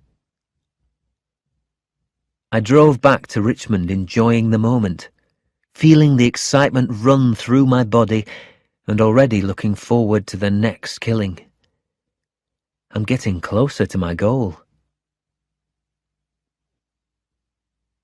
It took Neville, Scott and Russell 15 minutes to reach Surrender Bridge from the operations room in Reeth. Neville and Russell went in a police Land Rover. Scott took her own car. Black and yellow scene of crime tape was already closing off a wide area around a small blue car. 2 police Land Rovers were parked on the opposite side of the road behind a red Toyota 4x4. A man and a woman police officer were talking to someone in the Toyota. A third police officer was setting up some large lights so that everyone could see what was going on. A fourth was standing just near the scene of crime tape. "The police doctor's on her way," he said as Neville came up to him. Neville nodded towards the Toyota. What's happening there? He asked. "The young woman's mother," replied the officer. "Her daughter was out with her boyfriend and said she'd be home for dinner by 8. When she wasn't back by 10:30, her mum came out looking for her. She said she knows the places they usually go. We've been trying to calm her down, but understandably she's really upset." "Husband?" asked Neville. "A couple of the guys have gone to get him, and to tell the boys' parents," replied the officer. "The cards?" asked Neville. "On the back seat," replied the officer. "I haven't touched anything. As soon as I saw the bodies and the cards, I closed the area off." "Good. Thank you." Neville turned to Scott. "Let's have a look." They took some white plastic overshoes out of the back of the Land Rover and put them over their own shoes. Then they bent under the police tape and slowly and carefully walked over to the blue car. "What do you think?" asked Neville, and they walked round the car looking in through the windows. "I'd say they were shot from fairly close," said Scott, "but I guess we should wait and see what Kay has to say." Just then, a green Land Rover arrived, and Kay Harding got out. She immediately put on overshoes and joined Scott and Neville. She reached in through the car window and felt the necks of both the young people for signs of life. "No surprises there," she said, "but I have to check." Then she bent down and looked at the bullet holes in their heads. "They were shot from less than a metre away," she said. "Let me get on with things and I'll tell you more when I've finished here. I realise how important this is." "Thanks, Kay," said Neville. Neville and Scott made their way back outside the police tape, where Russell joined them.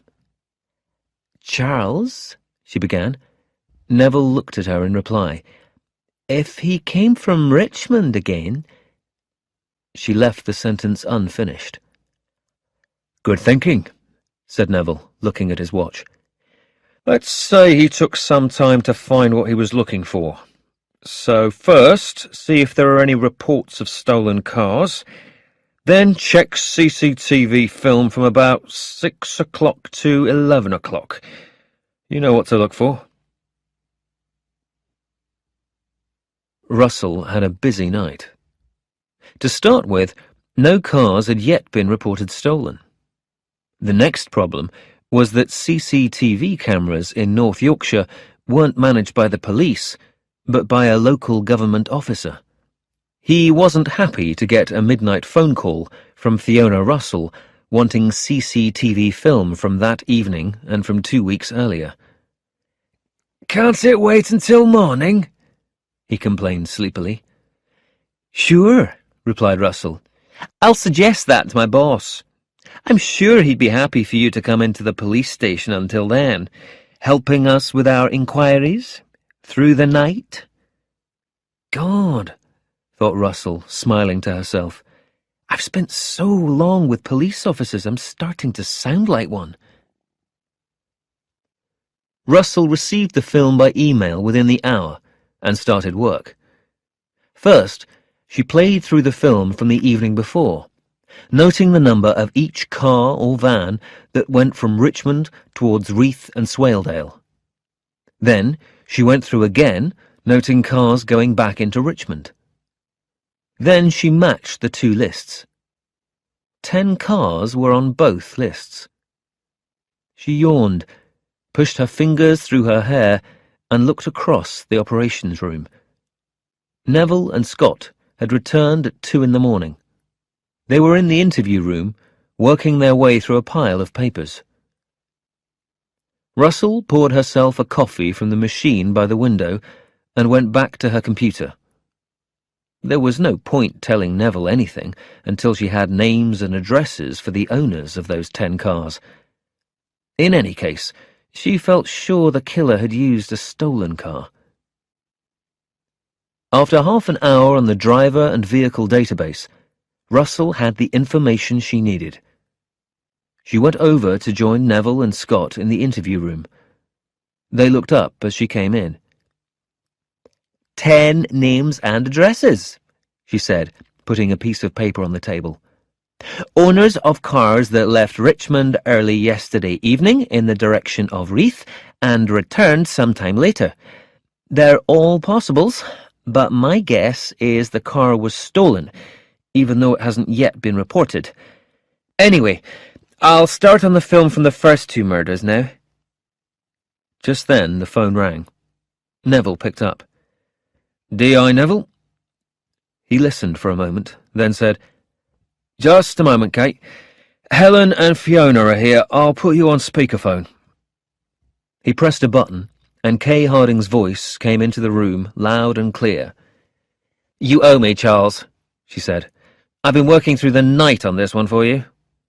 Noted, replied Neville. What have you got? I can narrow the time of death to between 8 and 9:30, if that helps, she answered.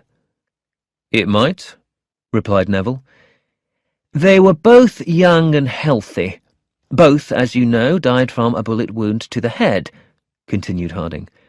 Okay, said Neville. And the bullets? Yes, the bullets, said Harding. Both from the same gun, both 9mm, both made in Iraq. What? Neville half shouted the question. What do you mean? Your guys found a casing from one of the bullets at the scene of the crime, explained Harding. There was some writing on it. I copied it and emailed it to a friend of mine at Newcastle University. He's a lecturer in Middle Eastern Studies. He told me that the writing was Arabic and that it says Al-Qadisiyah. I looked it up on the internet. And? Asked Neville. Al-Qadisiyah is a province in southern Iraq, said Harding. But it's also the name of a factory that makes a 9mm gun called a Tariq. Basically a Beretta M1951, but made in Iraq. They've been making them since before 1990, and they're still used today by the Iraqi police. The Iraqi police? There was disbelief in Neville's voice. Russell put a hand on his arm. No, she said, it adds up.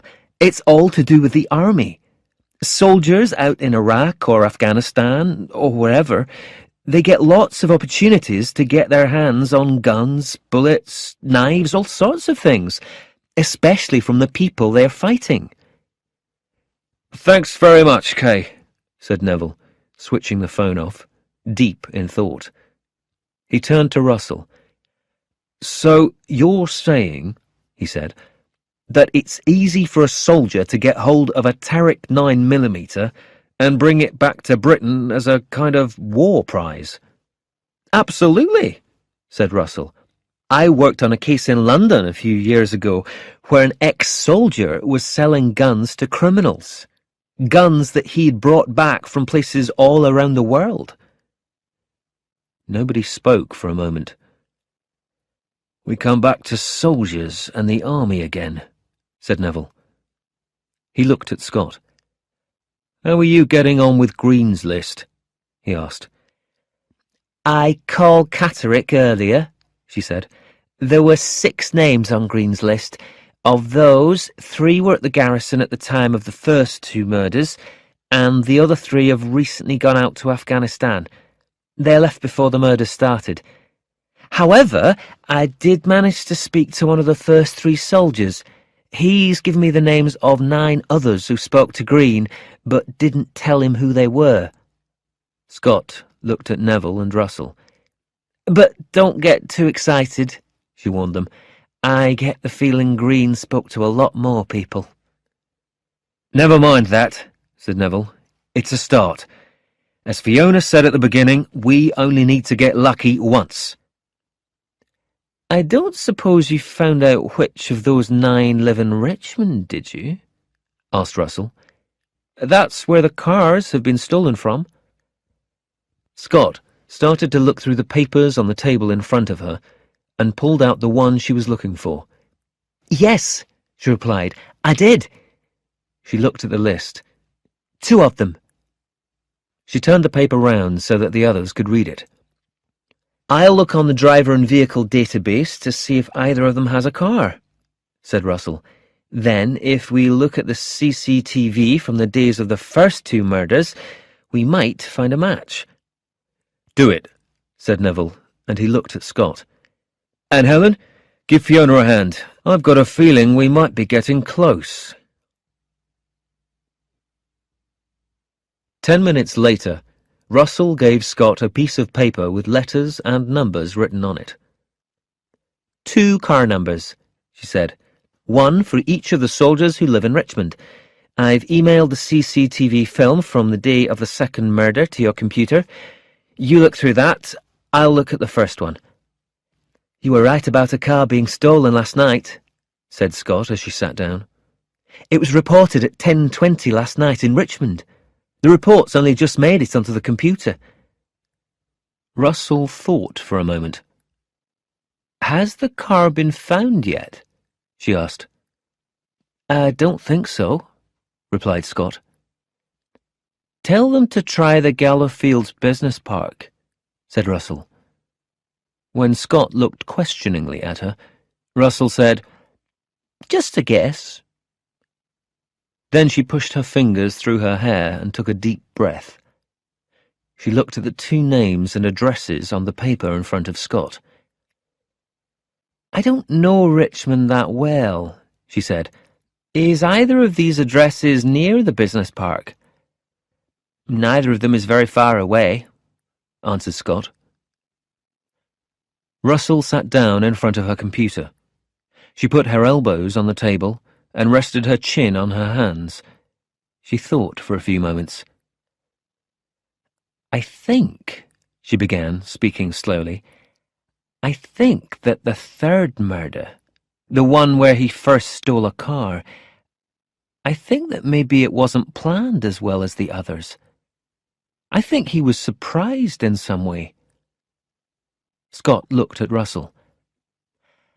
I also think, continued Russell, that he felt he had to move the body in a hurry. And that first stolen car was taken from the business park because it's close to where he lives. Leaving the car there when he'd finished with it was just an attempt to confuse us. That sounds a reasonable guess to me, replied Scott. Okay, said Russell, having another look at the car numbers in front of her. Let's see if we can find one of these 2. Russell and Scott started watching the different films on their computers. 45 minutes later, Russell watched the same 30 seconds of film for the 3rd time. Then she sat back in her chair. Got you, she said quietly.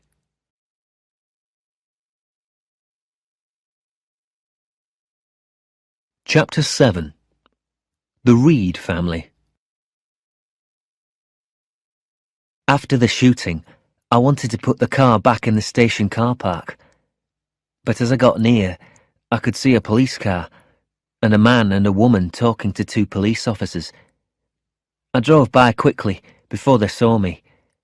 Then I went up to the Gallowfields business park. If I leave all the stolen cars in the same place, the police won't know what to think. I walked home, thinking about the shooting. It was cleverly done, in my opinion. A foreign gun, a stolen car, 2 clean kills. 2 killings nearer my goal. I'm like a well-oiled machine, a well-oiled killing machine. Training? I don't need training for this. This is all down to planning, organisation, and being brave enough to believe I can do it. Being brave. That's it. They never really thought I was brave enough. Before I went home, I turned down a side street and decided to keep walking. I didn't want to arrive home and have to talk to anyone. Also, I had to put the gun back in its hiding place. I would stay out for another half an hour until everyone at home had gone to bed. While I walked, I could plan my next adventure. It should be soon. Maybe even tomorrow. The sooner I reach my goal, my target number, the sooner I can show the world what I'm made of, and the sooner they'll want me. Tomorrow, then. Tomorrow morning. A drowning, I think. There are plenty of paths by the river in both Swaledale and Arkengarthdale. It should be easy to surprise someone, hold them under the water, and feel the life leave their body. Of course, they would fight back, but I would be prepared for this. I could either knock them out first and then hold them under, or I could choose someone smaller and less powerful than me. I considered both courses of action. I liked them both. I would decide tomorrow. And where do I plan to do this? Mentally, I worked my way along the River Swale from Reeth to the Upper Dale. There's a favourite place of mine where a stream called Barney Beck joins the river. I had many picnics there as a child. I've walked that path many times as an adult. I know the place better than the back of my hand. It was 11:10 when I let myself quietly in through the front door. I stopped inside the door and listened. Silence. Gently, I locked the door and went into the kitchen. From there, a door leads through to the garage. The garage is full of everything that we don't want in the house. Old boxes, a clothes dryer, 2 bikes, a television that doesn't work, suitcases, all sorts of rubbish. The suitcases are kept on a kind of platform under the roof. I climbed up and opened one of them. Inside was a metal box, and in the metal box was a piece of material. I took the gun out of my pocket, put the material round the gun in the box, and the box back in the suitcase. That's where he keeps the gun. But he doesn't know that I know. I'll put a sticker on my map tonight for tomorrow's adventure. You may think that's overconfident of me, but I don't think so. I know I won't fail. Major Alan Reed, said Fiona Russell, writing on a piece of paper, owns a red Ford Focus, KV06EUU. I've got the car driving out of Richmond towards Swaledale at 5:25 on the morning of the first murder, and then back into Richmond at 11:40. Helen Scott looked down her list of car numbers. I've got the same car at 4:30 in the afternoon on the day of the second murder, she said. We've got a match, Charles, Russell called to Neville. Neville came over to Russell's desk. Address? He asked. Russell gave him the piece of paper she had been writing on. Quarry Road, Richmond. Is that near the Gallowfields Business Park? She asked. Very close, said Neville. He looked at Scott. Come on, let's go, he said. He turned to Russell. You too. I want to know what you think. Half an hour later, at 7:30 in the morning, Scott stopped the police car outside a smart-looking stone house on Quarry Road. The front garden was tidy and well kept. There was no red Ford Focus on the drive in front of the house, nor in the street. Neville, Scott, and Russell went to the front door. Neville rang the bell.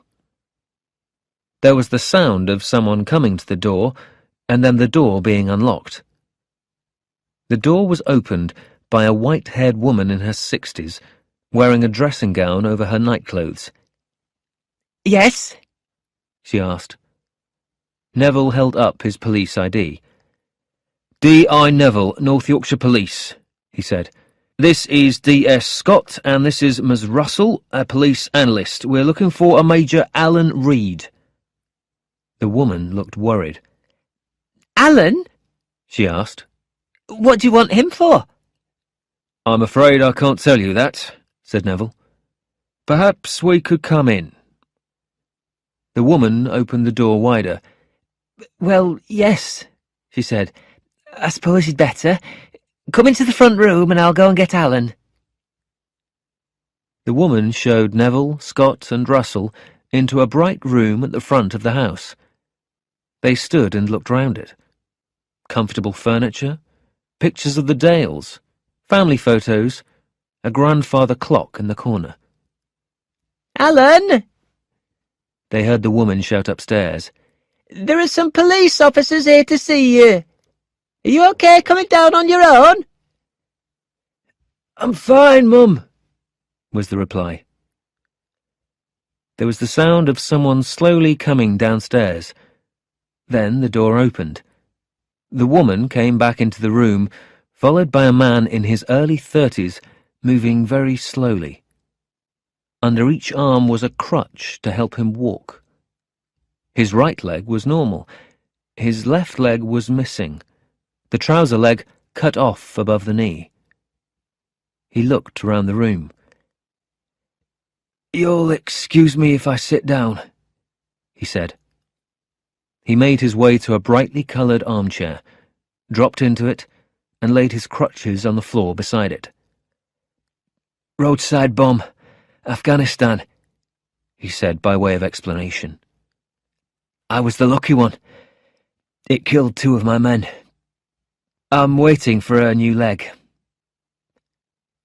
Neville, Scott, and Russell looked at each other. This man obviously wasn't their killer. What can I do for you? Asked Reed, looking at Neville. You're Major Alan Reed? Said Neville. Yes.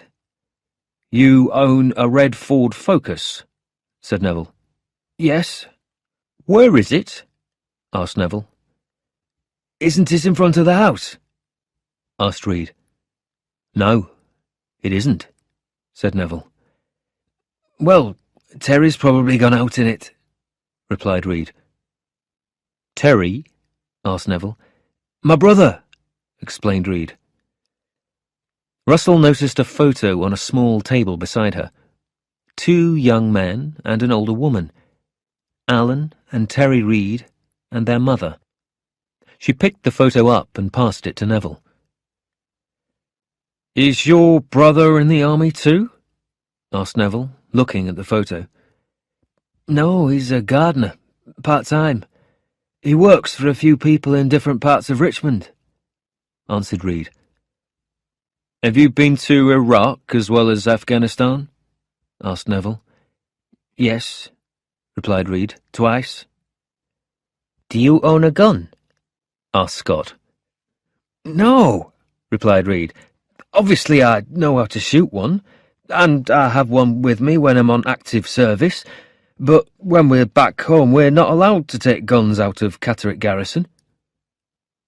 There was a short silence.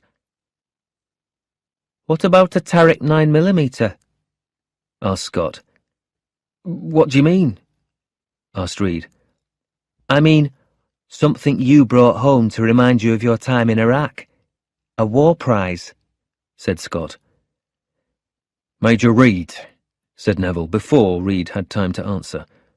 We're investigating the series of murders in the Dales. You will have read about them in the papers and seen the news reports. I expect an honest answer from you. Reed took a deep breath. Yes, he said, I do have a Tarek 9mm. But so, I'm sure, do a few hundred other soldiers and ex-soldiers. Mine is well hidden and hasn't been used since I brought it back. Where is it? Asked Neville. We'd like to see it. Reed picked up his crutches and with difficulty stood up.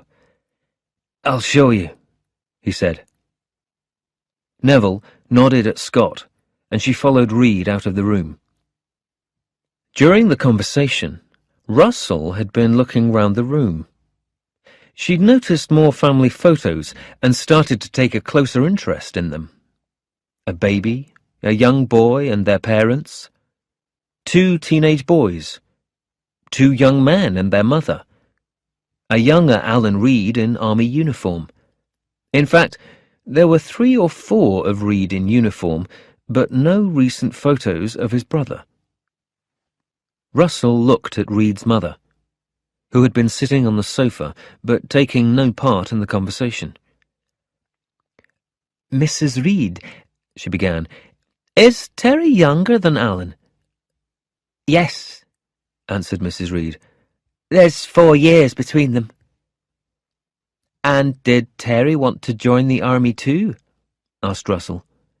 Oh, yes, answered Mrs. Reed. Once Alan was in the army, it was all Terry talked about, how they'd be in the army together. He always wanted to do what Alan did. You know, he looked up to him like younger brothers often do. So what happened? Asked Russell. Well, he started the training, said Mrs. Reed, looking down at the floor, and then the army decided they didn't want him. Russell said nothing. She just looked questioningly at Mrs. Reed. Eventually, the white-haired woman looked up at Russell. They said it was something to do with his mind. Something psychological, she said. I didn't really understand it. He's healthy, strong. He passed all the physical tests. He passed all the exams. And then they said he was unsuited to life in the modern army. How did he feel about that? Asked Russell. Well, you can imagine, said Mrs. Reed. Joining the army had been his life's ambition, his dream, and it just disappeared overnight. It was terrible for him. He was very, very disappointed. More than disappointed, actually. Angry as well. Russell looked at Neville and then back at Mrs. Reed. Do you think it changed him at all? She asked. Not getting into the army? Mrs. Reed thought about this for a moment. Yes, she said. I think it did, really. He used to be more open, more friendly with people. He's more private now. He's kind of turned in on himself. Just then, the door of the front room opened, and Scott came back into the room, Reed behind her. There was a gun in Scott's hand. A Tarek 9mm, she said, and it's been used recently. Mrs. Reed made a sound, and her hand went to her mouth. You can't think, she began, but she couldn't finish. Reed's face was white. He looked shaken. "It can't be Terry," he said. "He doesn't know I've got the gun. I've never told him about it. He's not—" He, too, found himself lost for words. "We'd like to look in his room," said Neville. "Of course," said Mrs. Reed, her voice shaky. "It's at the top of the stairs on the right." Neville gave Scott a sign that she should stay with the Reeds. Then he and Russell headed up the stairs. "We need to find him as soon as possible," said Russell as she climbed the stairs behind Neville.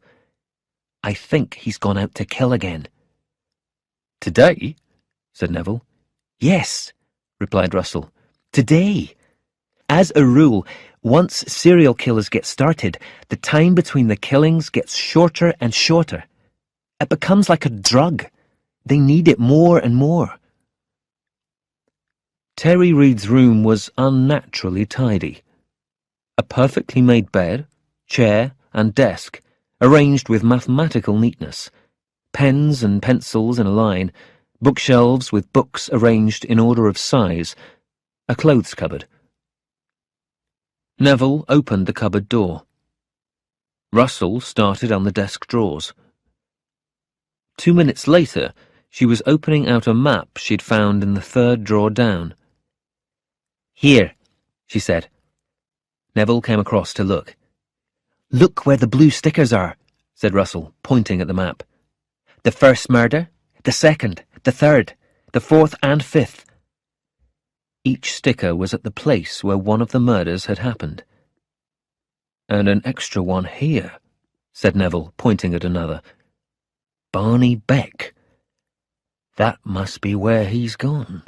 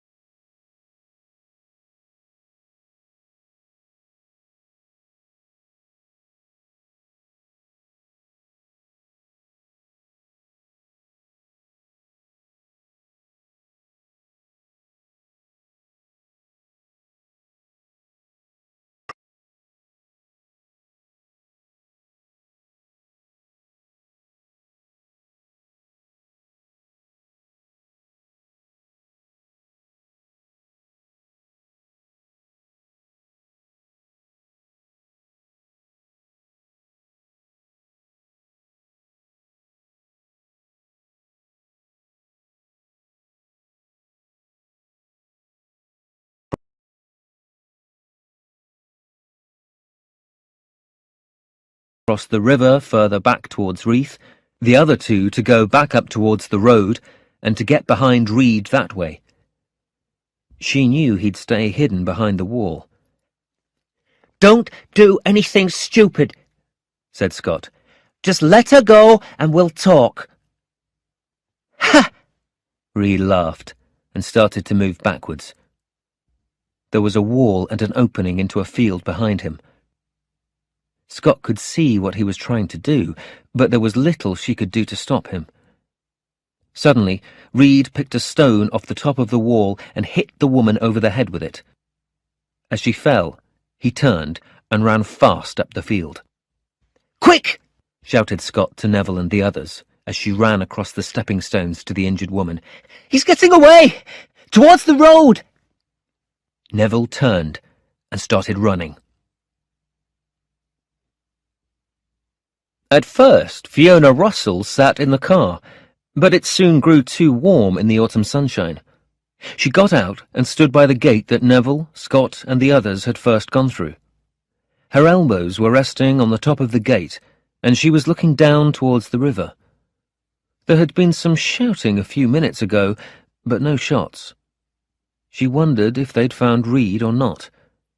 A couple of minutes later, she saw two of the officers from Reeth climbing over the dry stone wall down the right-hand side of the field. It looked as if they'd certainly found someone. She was about to go back to the car when she felt something hard stick into her back. "Be very careful," said a voice.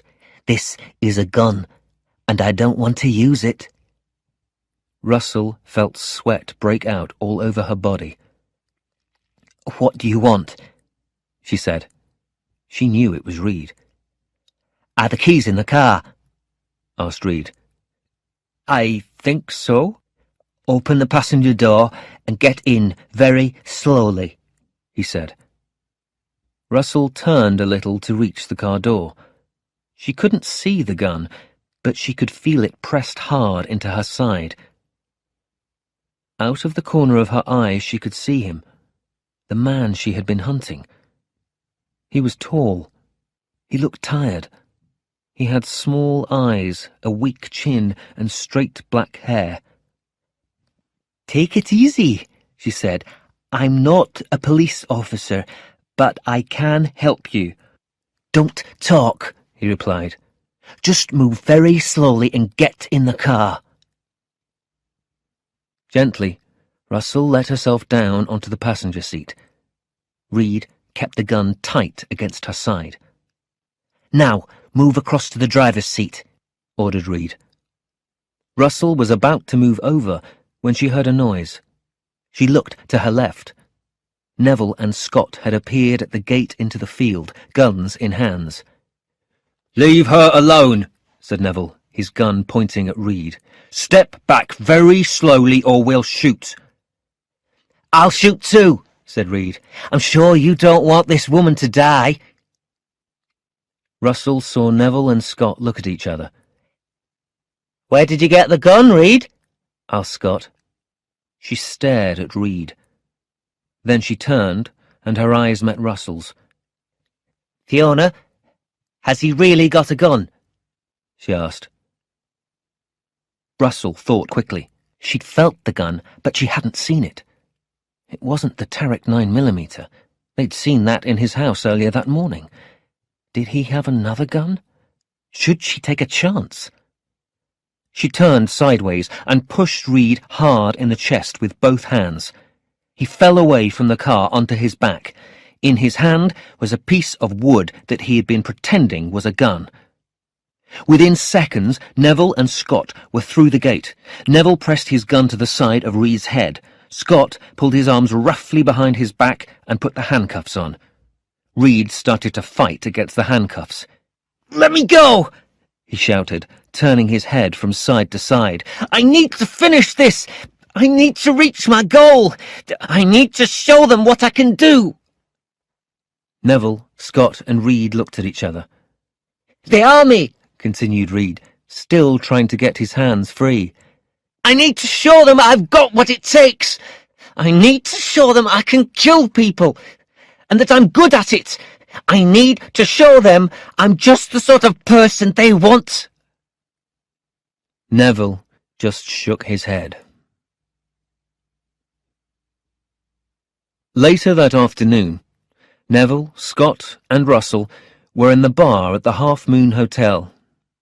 Reith Memorial Hall had been emptied of all the desks, chairs, computers, and phones that the police had brought. Terry Reid had been interviewed, taken to Richmond Police Station, and would be interviewed again later. Helen Scott had been to Richmond to talk again to Reid's mother and brother. She had then returned to Reith. Neville had spoken to the journalists and been interviewed for TV and radio. Neville carried 3 glasses from the bar and put them on the table where they were sitting. Beer for him, white wine for Scott, red wine for Russell. "Thank God that's over," he said, sitting down heavily. "Yes," agreed Scott. "And just because the army refused him," said Neville. "Well, in his eyes, the army refused him because they didn't think he could kill people," explained Russell. "He killed to show that he could, and he used a different way of killing each time to show how good he was." "Crazy," said Neville. "Completely mad." "Yes," agreed Russell, "but to him it was logical. He was just trying to show the army they'd made a mistake. Serial killers often think they're behaving logically."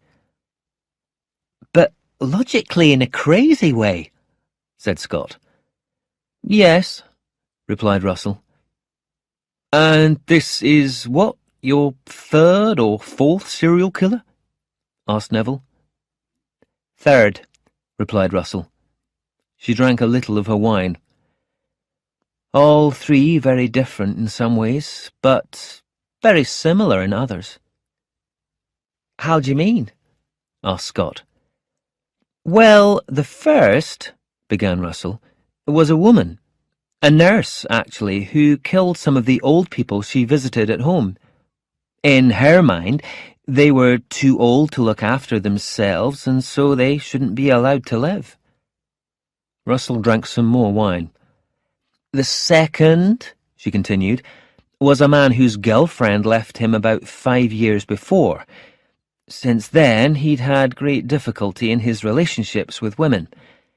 The problem built up, and eventually he started killing young women in their 20s with blonde hair. Girls who reminded him of his ex-girlfriend.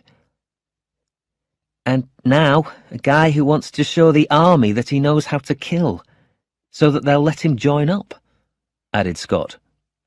"Exactly," replied Russell. "And how are they similar?" asked Neville. "They show just how little it can take to turn the balance of the human mind upside down," answered Russell. "A failed attempt to join the army, breaking